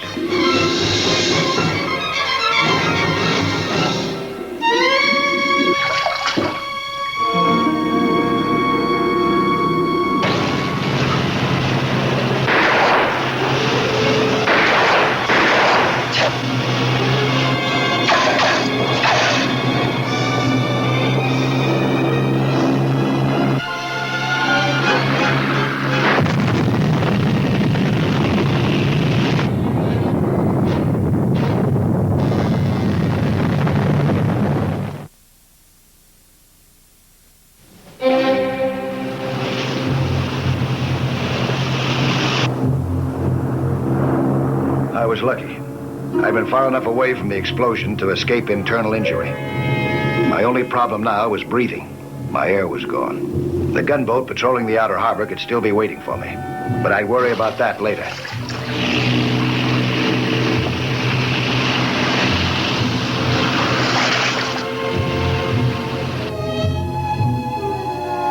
I didn't need the tanks anymore, so I ditched them.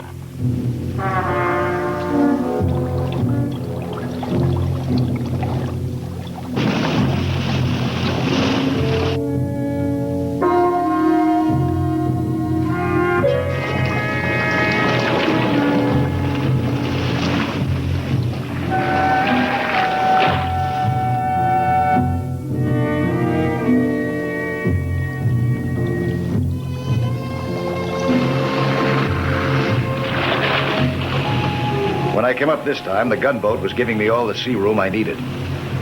I'd be able to make it back home by the surface route.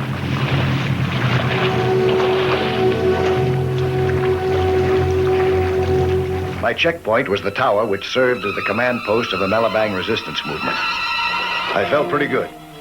We had won the battle to clear the harbor. But on shore, the fight was going all the other way. They were taking a beating even inside the command post. Mayor Sanandar, the resistance leader, told me how bad it was. He didn't mince any words either. We're losing control, my friend. Since noon yesterday, 155 new cases. Oh, no. Still nothing to treat them with? No. What is worse, now the preventive vaccine is gone, too. The hospital ship must come soon or it will be all over. Due right now, isn't it? We've heard nothing since late last night. So cholera may conquer where Pranjat failed. We were winning, Mike. We were beating him. Now we may have to surrender. What?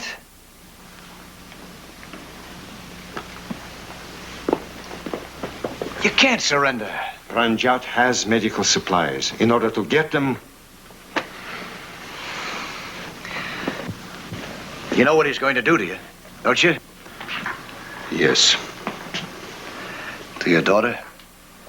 All the people who've been working with you? Yes, I know.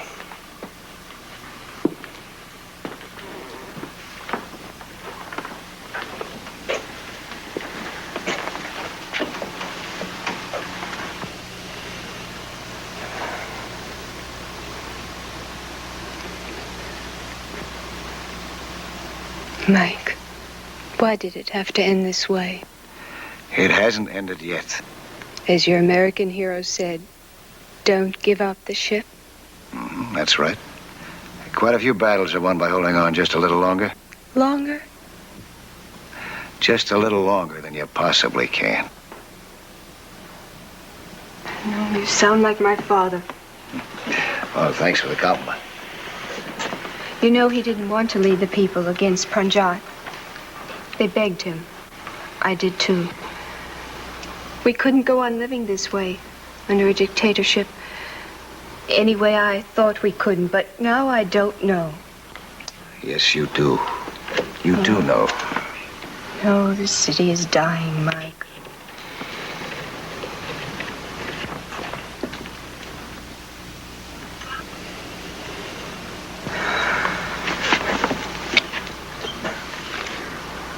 I don't think you were using those pretty eyes of yours very well. The hospital ship's here. Take a look. What? Yeah, been here for quite a while, too. Just putting on a launch, isn't it? Oh, you're right. I can see it. Father! The hospital ship!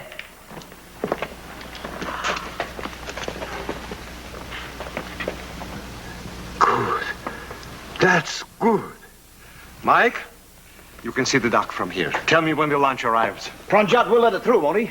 That was our agreement. Put me on the air. This is Radio Free Malabang calling all the people of Singalia. Your courage and your faith have been rewarded. Help is here. The hospital ship Louis Pasteur has dropped anchor outside Malabang Harbor. Medical supplies will be landed on our docks in a matter of minutes.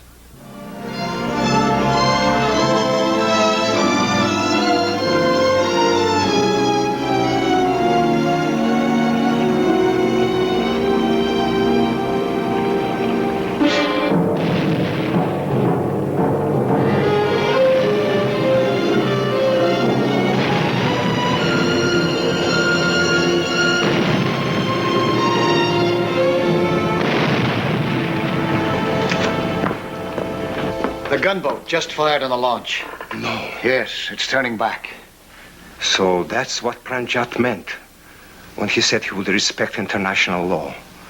He meant he would not attack the hospital ship outside territorial waters, but inside, in the harbor.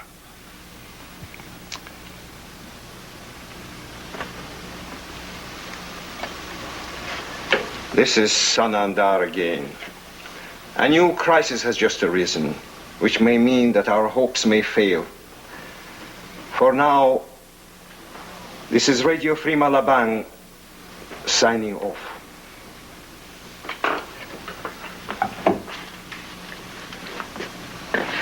We'll get those medical supplies somehow.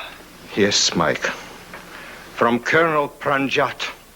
Put me through to his headquarters, please. Oh, no, wait a minute. No, please. Oh, you can't. You can't give up. But, Mike, there is no other way.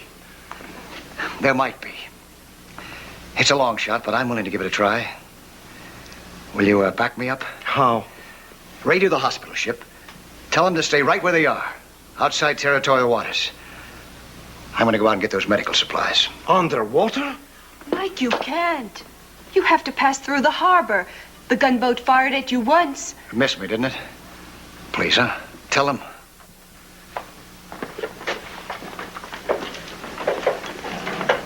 Radio Free Malabang calling hospital ship Louis Pasteur. Radio Free Malabang calling hospital ship Louis Pasteur. Over. The Louis Pasteur to Malabang. Dr. Halevi speaking. Over. Dr. Halevi, this is Sanandar. We need your medical supplies desperately, and we have a way of getting to them. Please do not leave your position. Repeating, please do not leave your position. Over. We will maintain position. We will maintain position. Over and out. Pranjat's men had no intention of maintaining their position. I didn't even suspect it. But before I started for the hospital ship, they knew just where and how to head me off.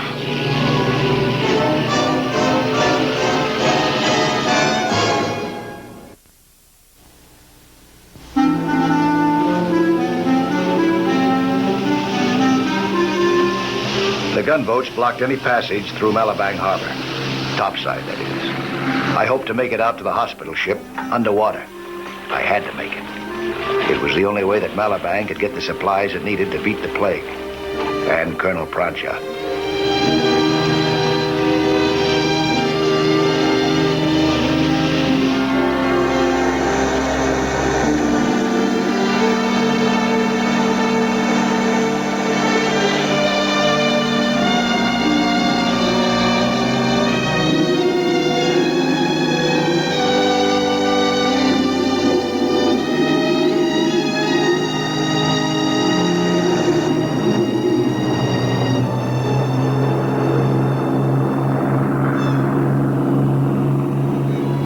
Gunboat had fired at me last time.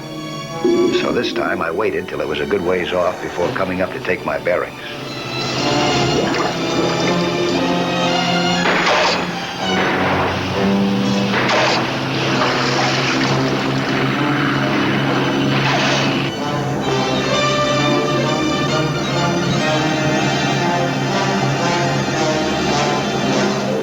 I thought I might be safe down in the bottom.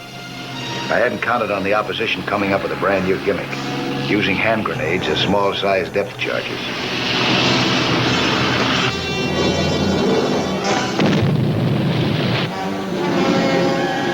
They felt king-size to me.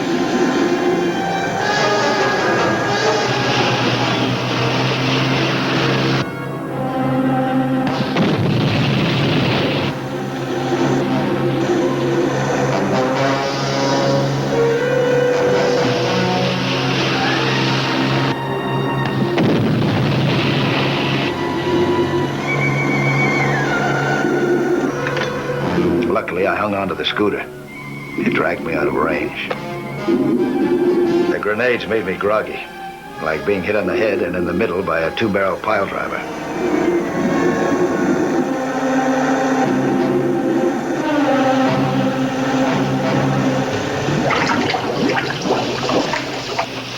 That gunboat skipper wasn't taking any chances that I'd escape alive. He circled for another run at me.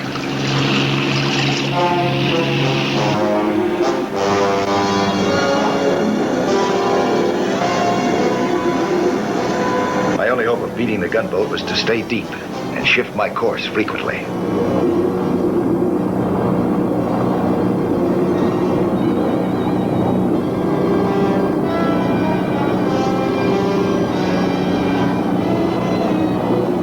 I couldn't do much of that, though. I had to conserve air for the trip back.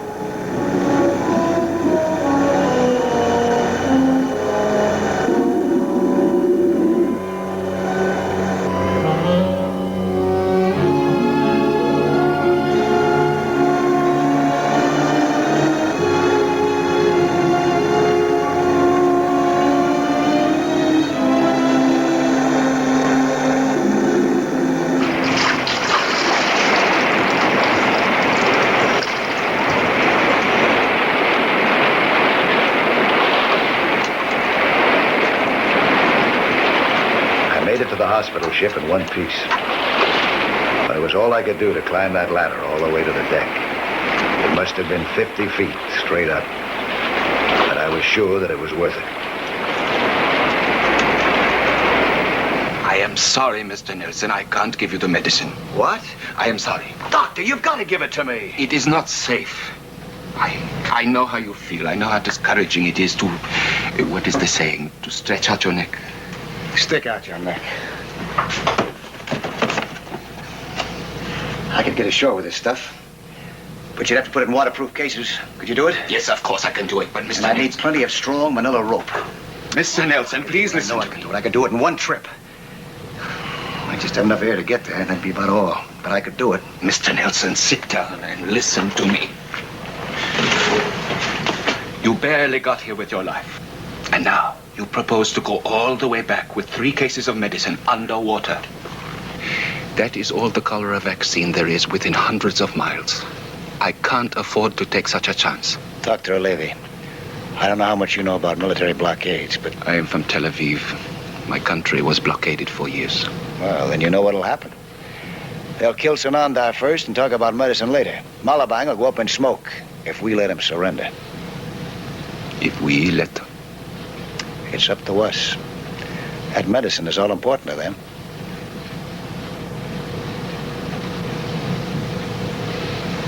Can you do it?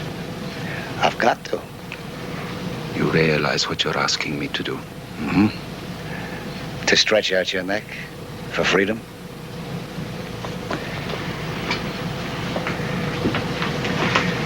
Mr. Nelson, you have no right to ask this of me. And I have no right to grant it.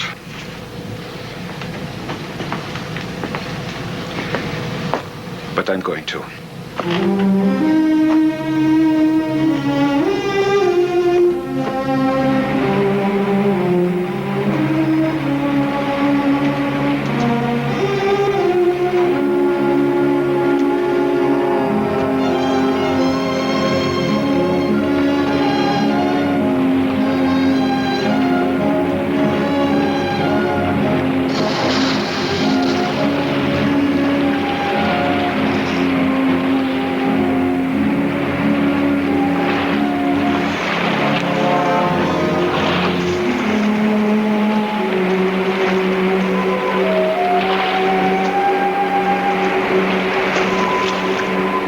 return trip started like a breeze. I began to think that the gunboats had given me up as a bad job. Matter of fact, before I had any reason to think otherwise, I was deep inside the harbor, almost 2/3 of the way home.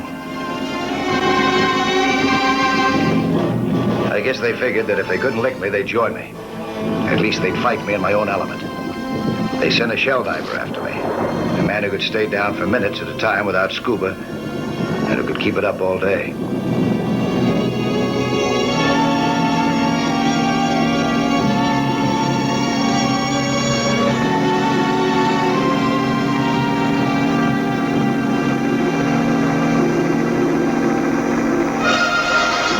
His objective was the same as mine, the supplies.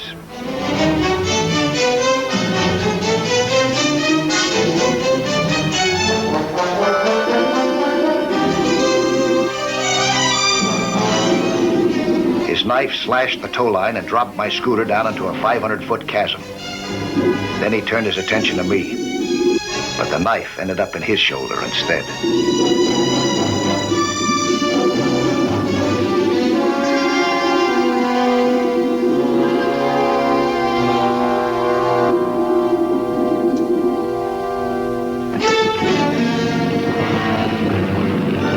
Their diver was out of action, but they weren't finished with me yet. Apparently, they were planning to join up with the other gunboats and box me in between them.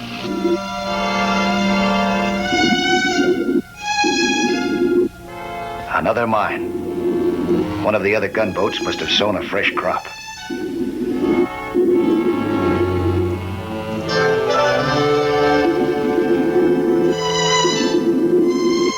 I didn't have much time to speculate about it. My fight with the shell diver and the extra effort it took to tow the supplies without a scooter had used up my air completely.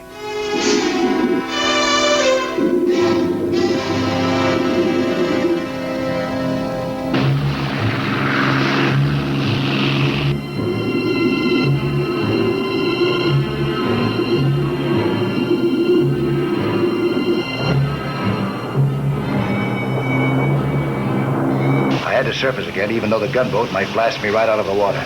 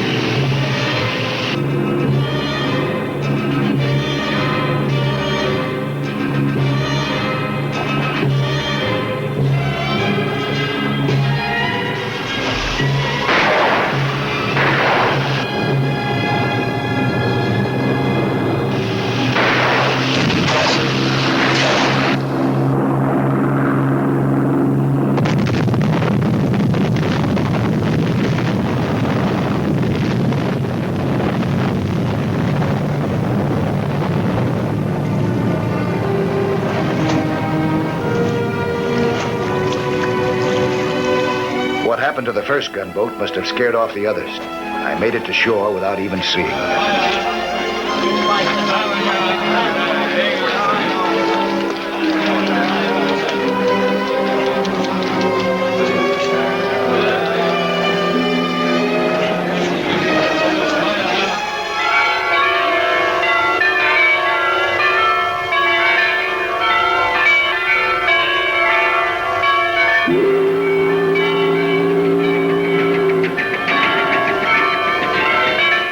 I repeat, agreement has been reached among all parties on the island.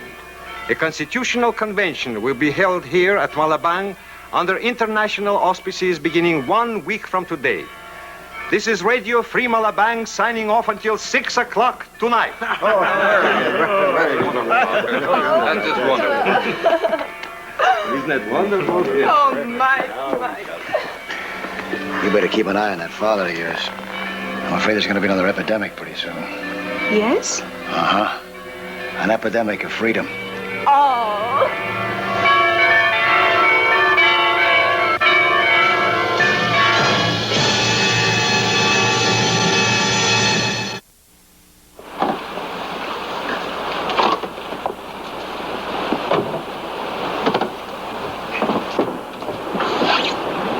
I'll be back next week at the same time with another sea hunt story. Plan to be with us again, huh?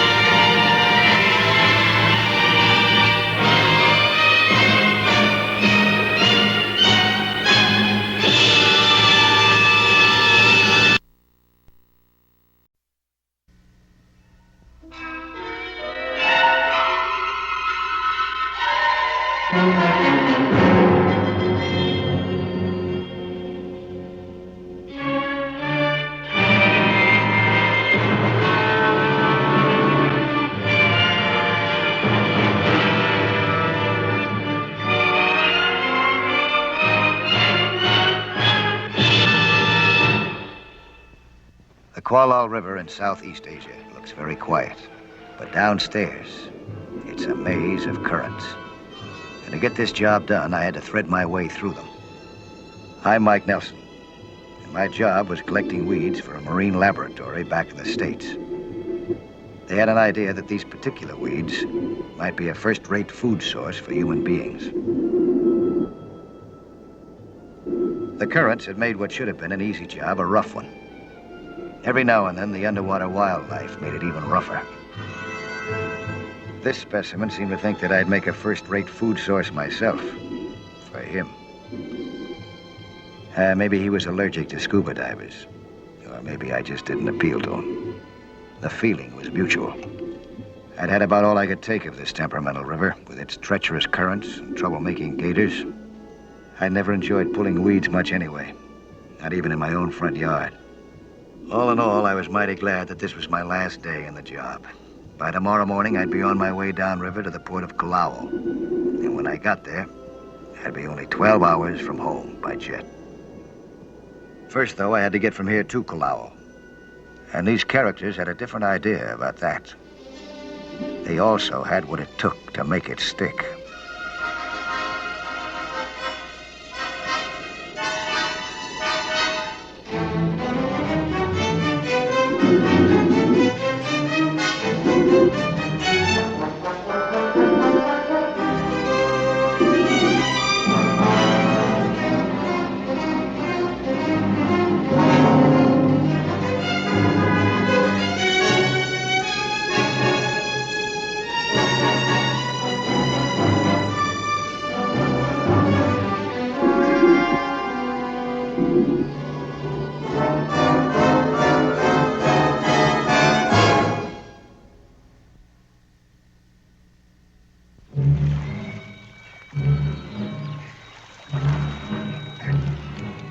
I didn't know who these fellows were, or why they'd scooped me out of the river like a trout.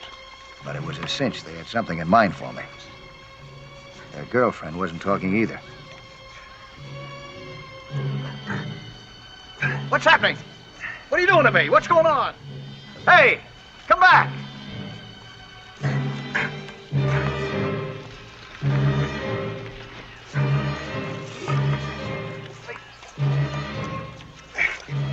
I didn't quit till I heard the girl coming back. She'd brought somebody with her. Raina, did you do this? Why? Mr. Nelson is a professional diver. What? But we need him to help us. Help me with this. Help me, boys. You all right, Mr. Nelson? Your friends have a strange sense of humor. Well, they didn't mean any harm. You're just trying to help me and the hospital. Yeah? What do you mean, what hospital? Lamatsu. I'm Jan Sperling. I'm the doctor there. Dr. Jan Sperling of Lamatsu? Yes. Well, I never expected to meet you this way. I'm terribly sorry this had to happen. That's all right. You know something, Doctor? When I was a kid, about 13, my one big ambition in life was to be just like you. I wanted to build and run a medical center somewhere in the jungle just like you were doing. And you're still doing it. I guess I just didn't have what it takes. What it takes mainly, Mr. Nelson, is a great deal of help. We've been very fortunate in that regard. Yes. Until now. Yes. You, said something about needing my help. Yes, sir. It's far too dangerous. What'd you have in mind, a diving job? Yes. Maybe I can figure out a way, so it won't be so dangerous. No, Mr. Nelson. Quang Lun controls all this area of the river. He's a witch doctor, and he's out to become Tuan, or leader here, by destroying Lamatsu, if he can. What do you mean? Well, our medical supplies come upriver from Callao once every 6 months. A shipment was due 3 days ago. Quang attacked the barge and dumped all the supplies into the river. 3 of our men were killed in the fight. Supplies still in the bottom? It wasn't possible to salvage them. Still isn't. Does Quang Lun have scuba divers in his outfit? You know, with gear like this? No, no. Oh, they shouldn't cause us too much trouble. But I can't let you try it. You need those supplies, don't you? Oh, yes, we need them very much. We are out of many drugs. We'll have to manage without them. Maybe you won't have to. Believe me, Doctor. I have respect for human life, too, especially when it's mine. I'll be back as soon as I get some fresh tanks for my boat and some other things, huh? Here you are, Mr. Nelson. So you're in on this, too, huh? Rana told me to bring it. She did, huh? This is my boatman and diving buddy, Vin Shaw. I imagine you know Dr. Spring. Yes, yes. Yeah. Well, looks like the two of them got together and made sure that I'd help you. I'd like to. Very much.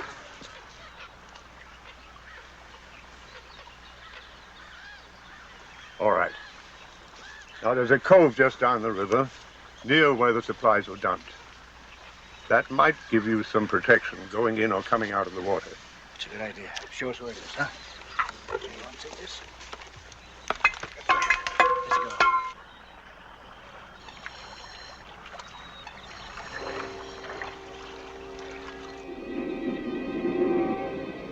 According to Dr. Sperling, the supplies had been dumped about a mile above the point where the river started boiling out into the sea. Most of the men in this river country were expert freedivers, like the two who had snagged me. Vin Shaw was the only one that I knew about who was checked out on scuba. I had checked him out myself. It was a good thing that I did have company. Fighting this particular current was definitely a two-man job.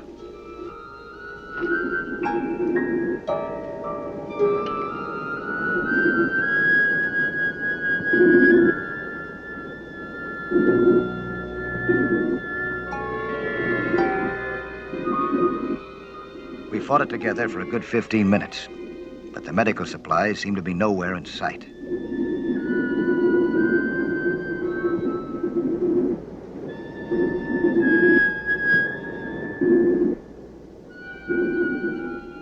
I decided to let the current work for us now and carry us back to our starting point so we could search another sector.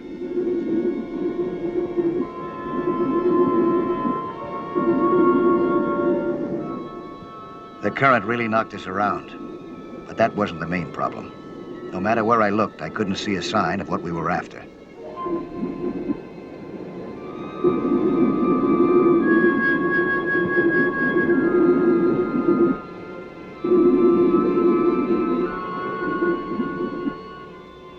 There was nothing to do but fight our way forward again, beyond the point where we turned back and keep on looking. Those supplies had to be found, or 40 years of Dr. Sperling's life would literally go down the river.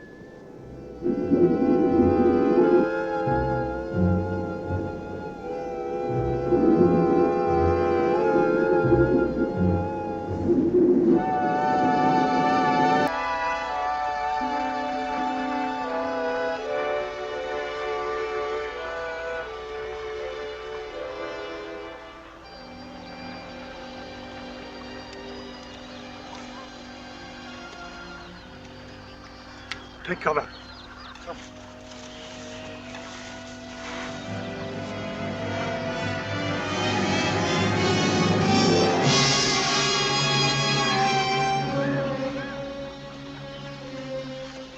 It's Quang Lan.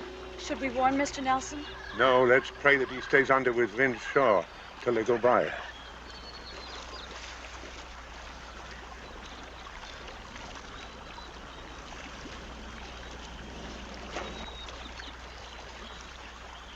Do you think you can follow along the riverbank without being seen? I could try. Let us know when he turns back. It was beginning to look as if the current had carried the supplies clear out of the river and into the sea. Quang Lan, it seemed, had won this battle, and with it, the war against Lamatsu.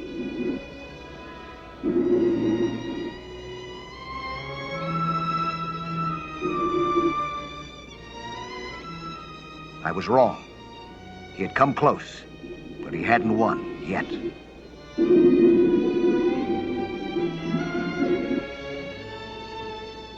Even from this distance, I could see that he hadn't been content just to dump the supplies. He had ripped open most of the cartons first and scattered the precious medicine over the river bottom.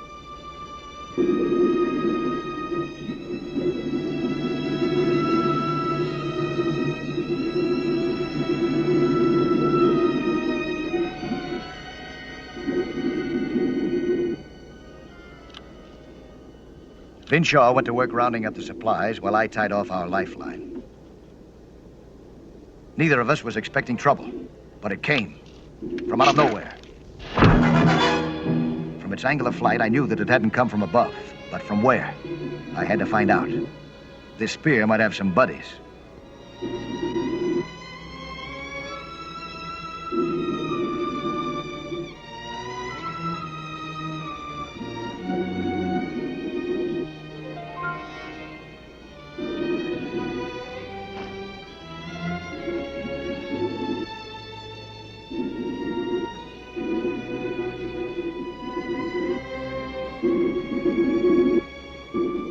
Vinshaw found the line which apparently had triggered this booby trap.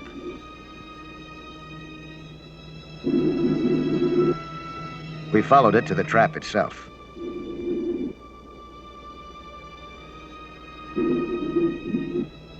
It was an old-fashioned crossbow.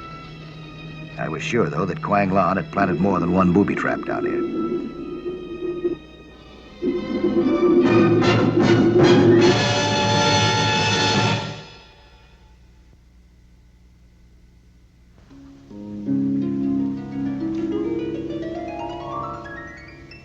I've been right about Quang Lan.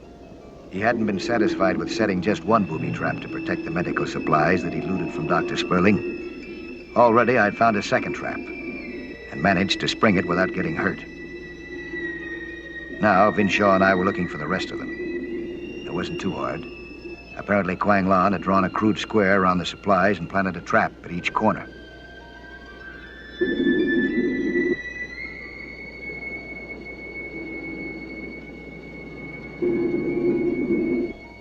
This line led me to trap number 3.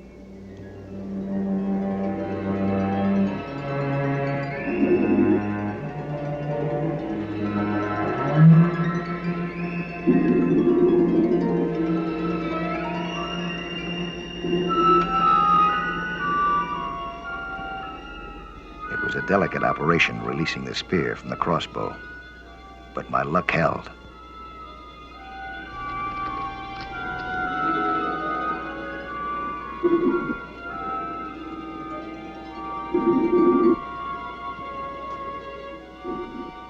Vinshaw joined me now with a fourth spear.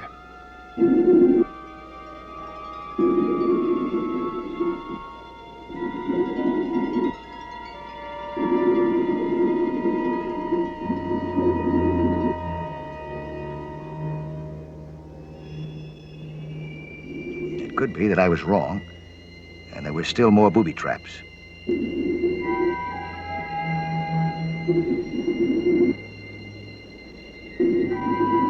One last swing through the area showed nothing to worry about. The fact was, we were starting to run out of bottom time, and the sooner we got to the actual salvage job, the better. The job would have to be done in 2 stages. We'd be able to get the unbroken cartons to the top by hooking them to the special rope that I'd brought down. But we'd need something else for all the smaller stuff that was scattered around. It didn't take us long to secure the cartons to the rope. Now, unless we ran afoul of the currents again on the way up, this part of the job, at least, was done.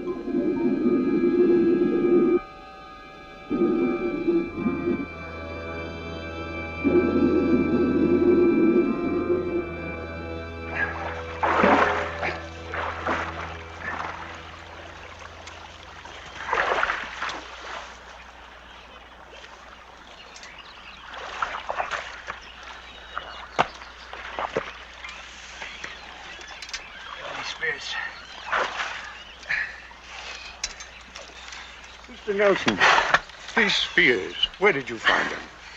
Quang Lan wanted to make sure that you didn't get your supplies. Here, pull it in, huh? At least what was left of them. He smashed up most of your crates. Yes, but much medicine is still there, on the bottom, and not spoiled. Yeah, that's right. We need a small mesh net to get it up. And some fresh tanks, huh? I will get them. Well, wait, Linhart. Mr. Nelson, Quang Lan just went by in a junk with 2 spearmen. Now, all these spears of his are poison-tipped. We better hurry, then. No, I cannot allow you to go back in the water, Mr. Nelson. But the bulk of the stuff is still down there. So be it. If Quang Lan wins this battle, he'll win the war. He'll close up your hospital. So be it. After dedicating your life to the hospital, you're willing to give it up just like that, without a fight? Yes. And this is my way. And it's been my way for a very long time. Nothing, absolutely nothing, is worth jeopardizing a man's life for. Your life, Mr. Nelson. What about the lives that'll be lost without those supplies? What are you waiting for, Vin? Come on. I'm sorry, Doctor, but I believe when you're hit, you should hit back. I cannot let you do this, Mr. Nelson. Your death is almost a certainty. With all due respect, Doctor, I believe I'm the best judge of my chances in the water. Now, we beat Quang Lan once without anybody getting hurt. We can do it again. How much time will you need? 10 or 15 minutes is all. Well, Rayner's keeping an eye on Quang Lan. Yeah. I'll signal you with the guide rope if you promise to come up then. Yes, I will. Here, Mr. Nelson. I changed my tank already. You don't have to go back down again, you know.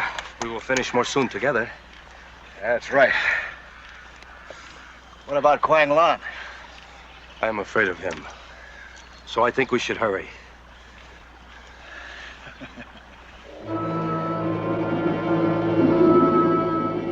Getting back down to the supplies wasn't much of a problem.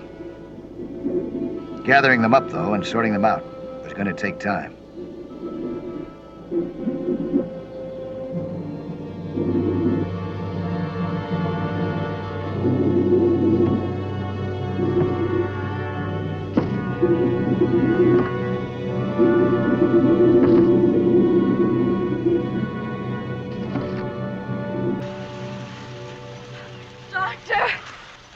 Dr. Sperling, Quang Lan found Mr. Nelson's boat. He went aboard, and he knows he saw the gear. He knows that Nelson is a diver? Yes. And Quang's coming back? 10 minutes. I took Teo Ray Pass so I could get here before him. Good. Good girl. Vinshaw was right. Together, we were finishing more soon. The question was, would it be soon enough?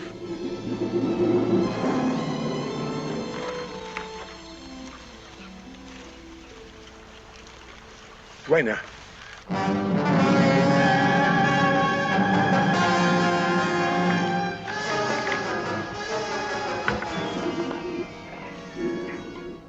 The signal on our lifeline could mean only one thing.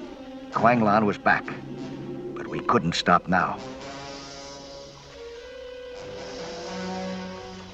The signal from topside was more urgent than ever. Luckily, the job down here was done now. All we had to do was fasten the net to the line and start for the top with it.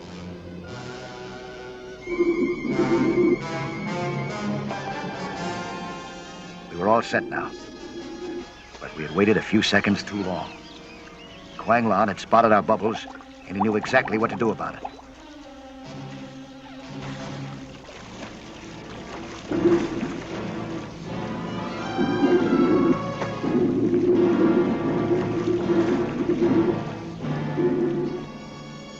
One of his men dove straight down at us with a poison-tipped spear.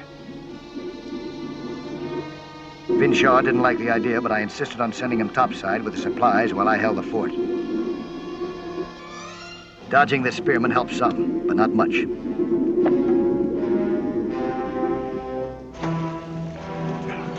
Mark! Yes.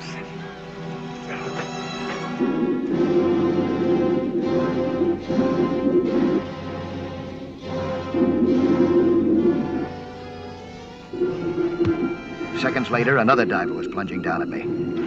This one almost tagged me. From then on, it was one diver after another.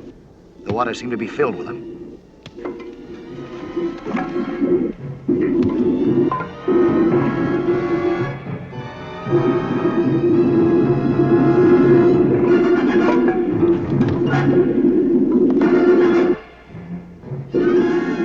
They bailed in on me so fast that I just couldn't get off the bottom enough to get past them. About the only thing I could do was the octopus trick. Try to blind them. Not with ink, but with bottom sand. What happened? Is Mr. Nelson gone? He stayed to fight them. Get the rat. This time he needs our help. I twisted and dodged the best I could, but there was just one diver too many for me.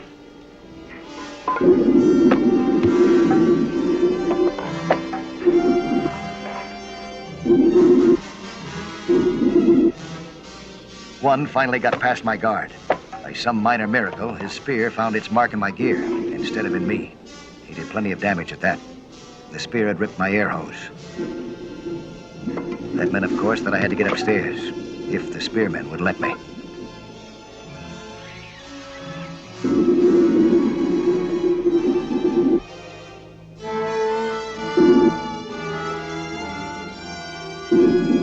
To give me the speed I needed, I ditched my tanks.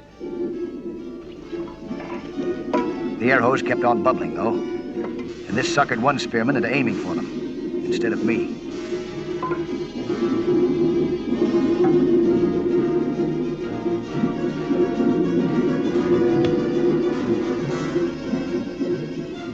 I had about one chance in 10 million now of winning my war against Quang Lan, but I might just manage to do it by using his tactics.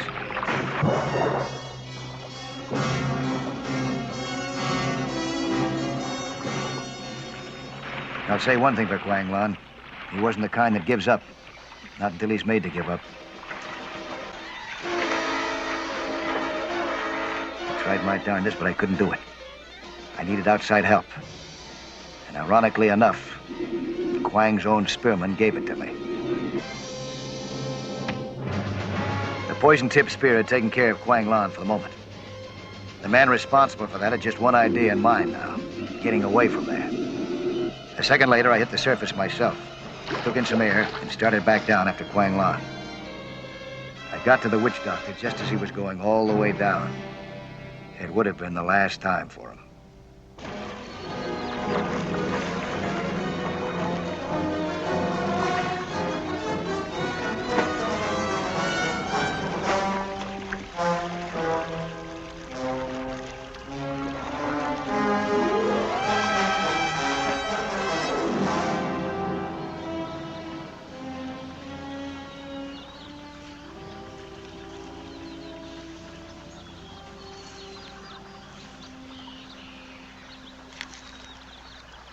How is he, Doctor? Is he gonna make it? I believe the antidote I've given him will work. That's good. I'm glad.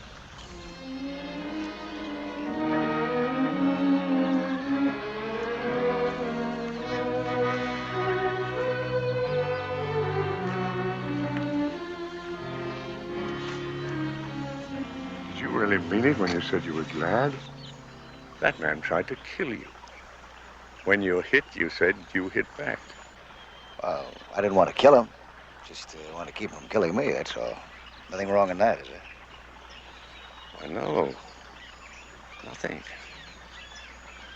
Nothing at all. I see that. There are many ways to protect the living organism from disease and death. My way, not the only way. Perhaps not even the best way. Oh, I think it's the best way. But sometimes you gotta bend a little. You know, Doctor? Give a little, make changes to survive. Adaptation. Yes, that's the law of survival and growth. You know, Mr. Nelson, I'm sorry you weren't a doctor. You'd have been a fine one.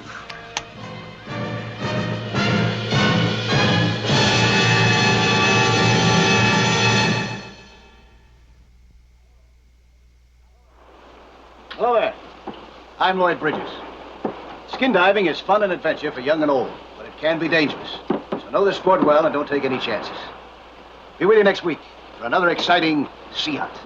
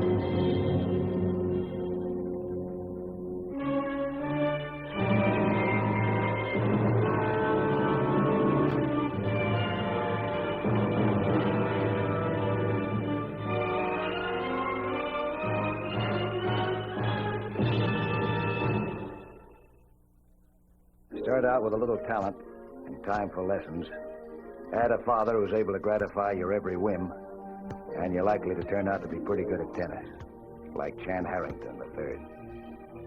You might even make a tournament golfer. He did. He wasn't bad at polo either. From horses to horsepower isn't a long jump. He made it. When the slopes were covered with snow, Chan knew what to do about them. Skis work on water, too. Chan's father saw to it that his son knew how to handle them. So it wasn't surprising when Chan Harrington III heard about skin diving that father should gratify this urge as well as the others. He hired me to teach the young man how to get along in the underwater world.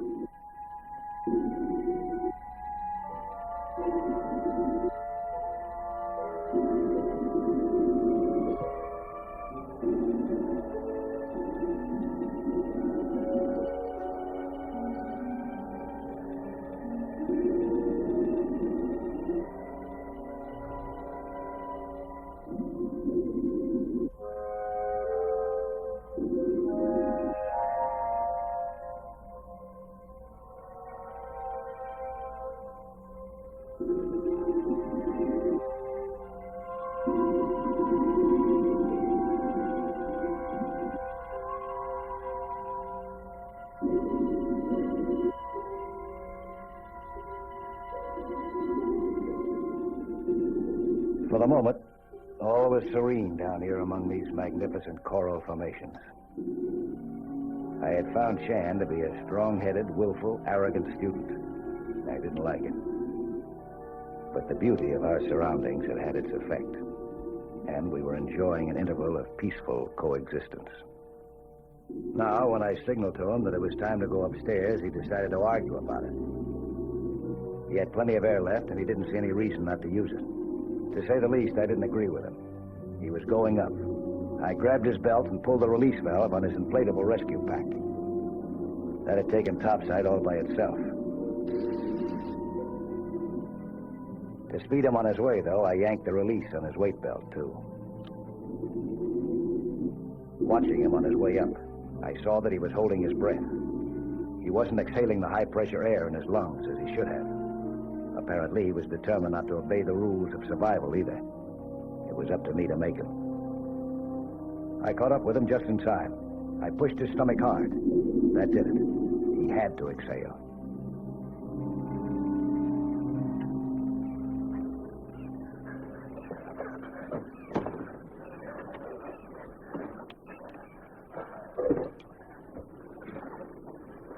What are you trying to do, kill me? Trying to keep you from killing yourself. Punching me in the stomach? It was the only way I could make you breathe in a hurry.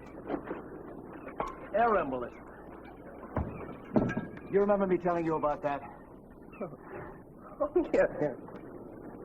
Chan, honey, are you all right? Sure, Jenny, I'm okay, Doc. I am, aren't I? Yeah, through no fault of your own. I forgot, Teach. Don't hang me for just one mistake. Just one? Every time you go down, you make a mistake. I do? Yeah, you do. How? By not obeying orders, for one thing. This time you didn't come up when I signaled you. I'm sorry, Teach. I'll try harder the next time. Don't bother, because there won't be any next time. I'm not going to be your teach anymore. Tell your father I quit. I'll have my old man send you a check. You do, and I'll shove it down your throat. WM2050, Mike Nelson. This is Coast Guard Radio. Emergency, over. WM2050, Mike Nelson. This is Coast Guard Radio. Emergency, over.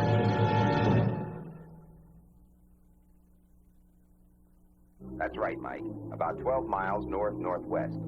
Get your chart, and I'll give you their exact position. 117 degrees, 49 minutes, 5 seconds west. 32 degrees. The Coast Guard did have an emergency for me, all right. Radioactive type. Some oceanographers had hit a submerged log. Their ship wasn't sinking, but they'd lost deck cargo overboard. Hot cargo. 2 lead-insulated cylinders full of radioactive poison. Concentrated phosphorus. pouring into the inshore fishing grounds. And I was the only diver nearby. I won't be able to take you in right now. The Coast Guard wants me to dive for a couple of lost tanks. They'll notify you folks. Sounds like fun. Can I help you, Mike? Yeah, by staying out of my way. You should have thanked him. He did save your life. He says it was his fault for pushing me around down there. He might have had a reason for wanting to come up, Chan. Taking his side? I wanted to stay. But Jenny, you get carried away down there. It's a different world. You lose track of time.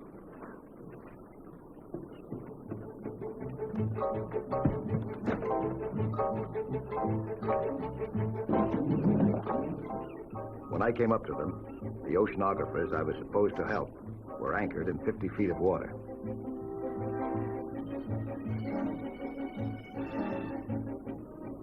I thought it best to give them some sea room, so I dropped anchor about 20 yards off. The two scientists rowed over and came aboard. Mr. Nelson, I'm Dr. Wilmer. Dr. Wilmer, it's my assistant, Mr. Hendricks. Hello, Mr. Hendricks. Mr. Nelson. Nice to meet you. The lost cylinders are exactly like those. Yeah, how hot are they, Dr. Wilmer? Hot? Oh, you mean radioactive? Yeah. Yes, they contain radioactive phosphorus. Its half-life is 14.2 days. After that, it's... that's long enough time to cause plenty of damage, huh? Yes, it's a concentrated solution of organic phosphate. It could poison fish and anyone who ate it. Oh, our plan was quite safe, barring accidents, of course. Oh, how do you mean? Well, we planned to dilute it heavily, then release small amounts in mid-ocean as radioactive tracer. Well, what was your purpose? To tag the currents? Only as a means of studying the feeding habits of deep sea life. Well, in that case, I better get down and let it start feeding here, huh? What's the radiation in the water, you know? Well, I tested it. It's not very high on the surface, but it's growing. Now, the tanks are right down there, and they're leaking. Hey, you, Dive. Have you been out looking for him? Dr. Wilmer wouldn't permit it. Of course not. This isn't like studying crustacea under the Institute Pier. Well, it's only 50 feet. I've checked out that deep with Navy divers. Well, in that case, I'd like you to go along with me. How about it, Doctor? What about your assistants? They're just passengers. Well, all right. Get your tank on, huh? We're going to have to use booties and mittens and a hood down there. I got the next one for you. Right. I want a radiation pad, too. You want to fix one of those up for us? Sure. Hendricks took along a Geiger counter and a pressurized housing. I carried a magnetic metal detector. In almost no time, he reported a reading on the counter. No doubt about it. The cylinders were leaking their poison into the water.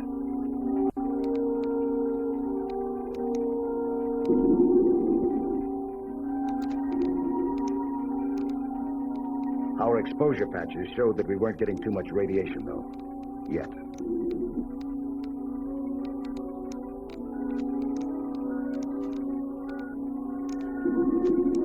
As we neared the bottom, Hendricks's reading held fairly steady. But I started to pick up definite signals from a metal object. They weren't specific enough to guide us to it. I made a finer adjustment to see if that would do the trick. I think that takes real courage. Don't you think they're brave, Chan? Chan! Young man, Mr. Nelson didn't say you could dive. One side, Dad. The ocean's free.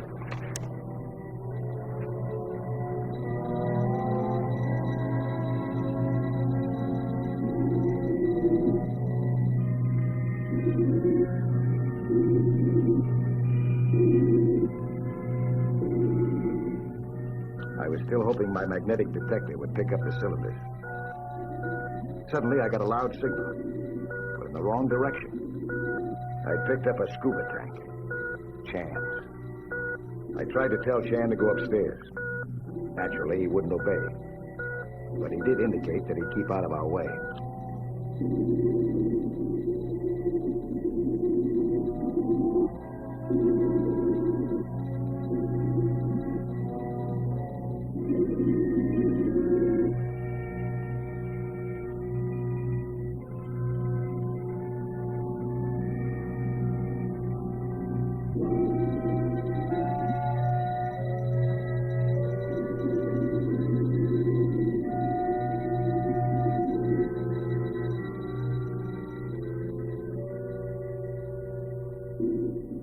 Hendricks and I decided to split up and try to cover the widest possible area in the shortest possible time. Chan stuck with me.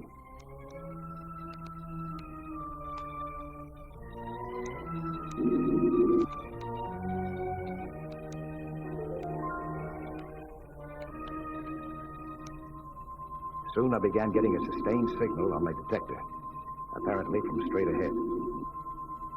There it was, one of the 2 radioactive cylinders. Hendricks would know best how to handle it. I rapped on my tank, the signal we had agreed on between us for summoning each other. There was no response. I told Chan in sign language to go find Hendricks and bring him back here. Chan was being a good boy now. He headed out promptly. The cylinder seemed undamaged to me. Even close up like this, my exposure patch didn't show any increase in radioactivity.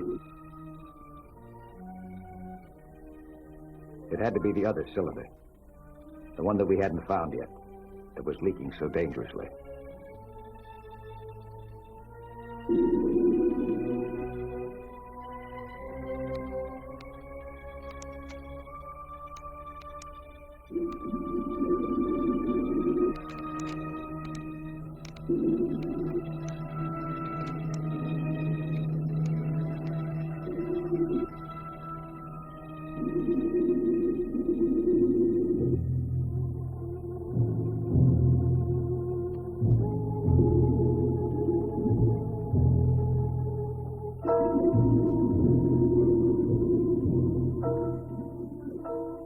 Chan came back with Hendricks now. Hendricks checked out the cylinder. I had been right. It wasn't damaged. But the quicker we got it topside, the better. We rigged a buoy arrangement for the trip upstairs.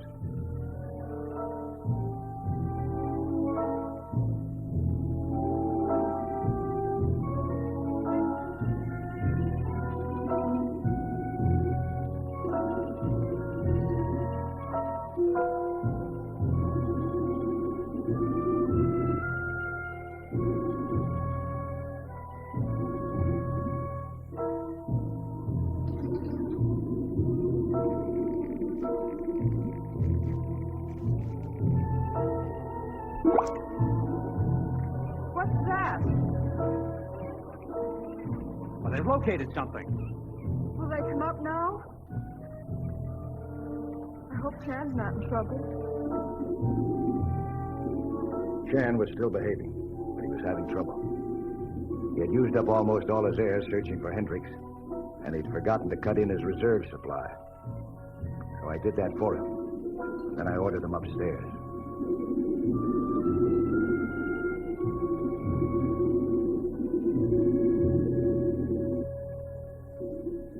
This time he went, without an argument. Hendricks and I took off to look for the other cylinder, while Chan started for the top. Slowly, thank heaven. I could only hope that he'd also remember to breathe out on the way. The signal on Hendricks' counter got louder. Then we saw it. It was pouring out hot tracer. We saw something else, too. Yellowtail, a very popular food fish. We had to remove that poison from this area.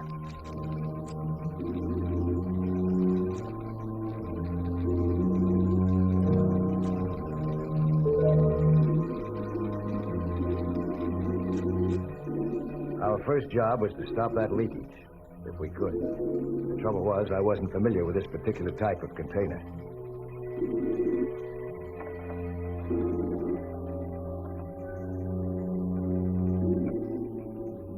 Hendricks started to show me how the valves operated. Trying to move in close, he lost his footing and jarred the heavy cylinder. It lurched loose and smashed down on his arm.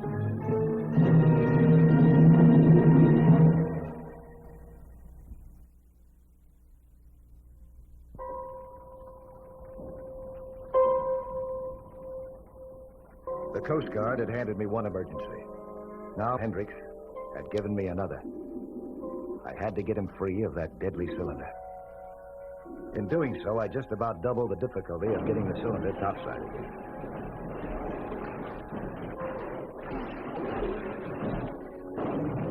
that was something to worry about later.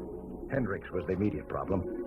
His right arm was broken, and he'd been in close contact with the radiation that was still leaking out of the cylinder. He had to be decontaminated. Quickly. So did I. As soon as I could rig a sling for his arm, we started upstairs.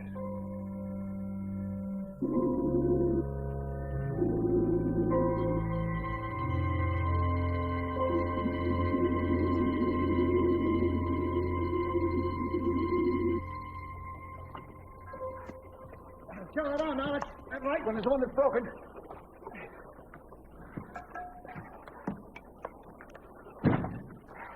Don't touch me. I'm hot. Yeah. We got soaked with a tracer. You have any fresh water? Yeah. I got a hose.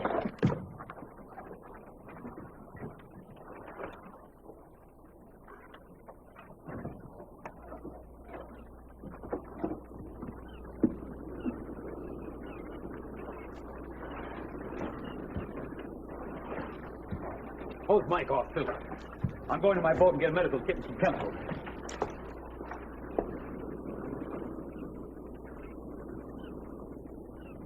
The Coast Guard can take you ashore. Well, what's the hurry? Let me stick around till the job's finished. As far as you're concerned, the job is finished.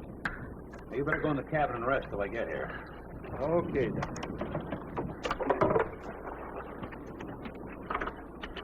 You better take that suit off, Nelson, so I can decontaminate you. I'm going back down up here to cylinder. You can't. The exposure's cumulative. I didn't get as much radiation as Hendricks did. Now, look, Nelson. You don't want me to leave that cylinder down there, do you? Oh, very well. I'll help you. I've used the scuba some. Yeah? How much? Around the Institute Pier. Well, that cylinder is at least 100 feet down now. I'm afraid this is a job for a younger man, Doctor. Besides, Hendricks might need you, huh? I guess you're right. Let me go. I'm a younger man. Yeah, you're too young. This is no kid's game. I'm nearly 20. Well, you don't act it. It's too bad, too. You had the makings of a good diver. Are you going down there alone? I have to. The first rule is never to dive alone. You always said so. Oh, you remember the rules now, huh? I'll remember them. It takes two to handle that cylinder. I don't have time to play nursemaid. You won't have to. I won't goof off. It's 100 feet down there. That stuff's radioactive. I won't chicken out. You'd have to follow orders. You wouldn't like that. I'll follow orders.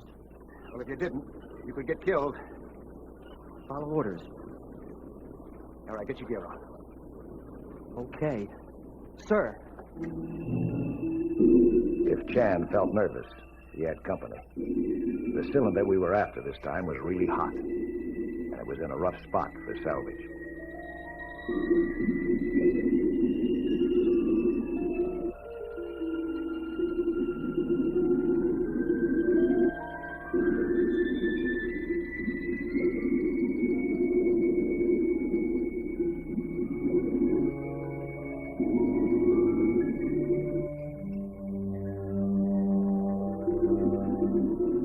Even from a distance, we could see that the cylinder was leaking faster now, pouring out more and more of its deadly radiation into the water.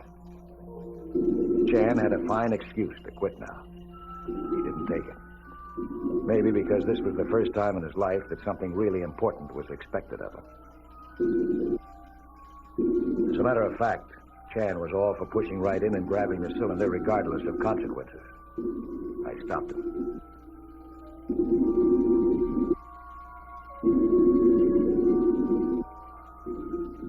This was no time for heroics. We had to use our heads. I told him to attach the line to his belt, while I got ready to approach the cylinder in a way that I hoped would give us a chance, at least, to escape fatal exposure.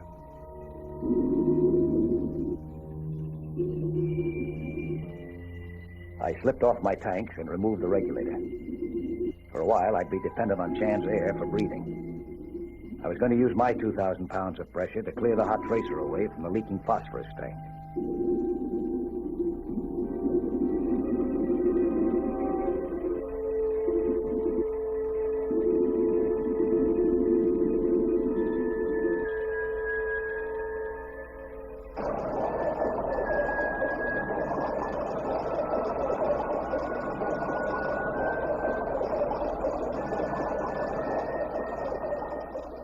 blasted the tracer away. I caught a glimpse of the broken valve.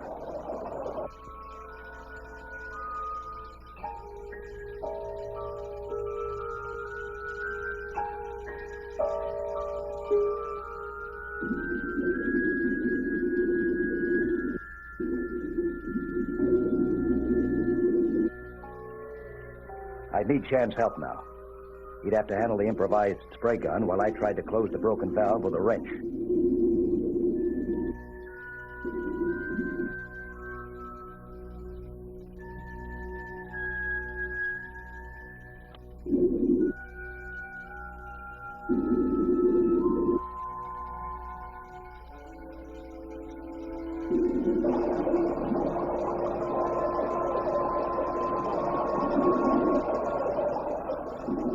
It didn't work. The valve was jammed open. We couldn't stay close to it for more than a moment because of the radiation danger. The hot tracer kept on streaming out relentlessly.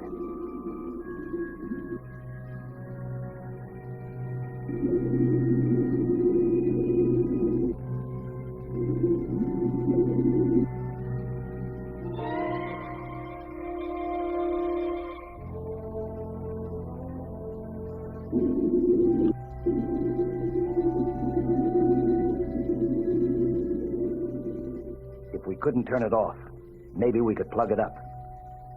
I cut off a piece of my harness to make a plug.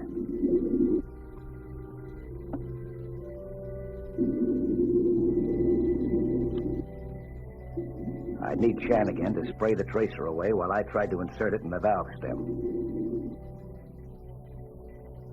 I didn't know if he could stand the gas. Under the circumstances, I wasn't so sure that I would.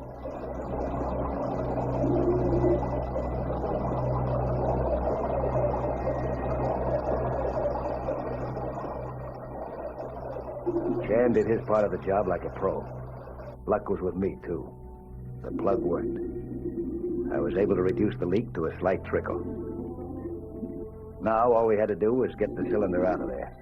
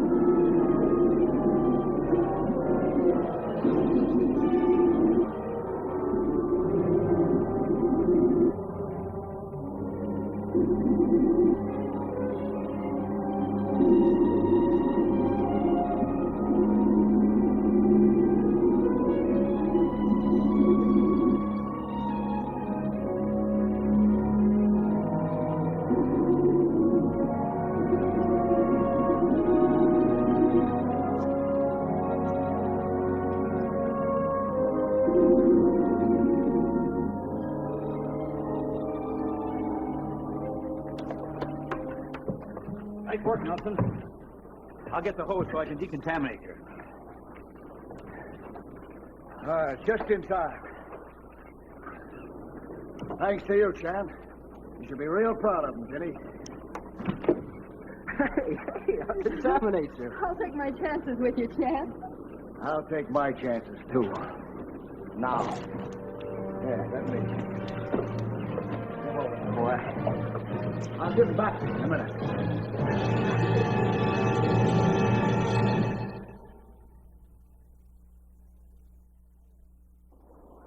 Hi there. I'm Lloyd Bridges. Skin diving is certainly a lot of fun, and it's full of adventure. See some more of it again next week, huh? When there'll be another excursion into that fabulous underwater world of sea hunting.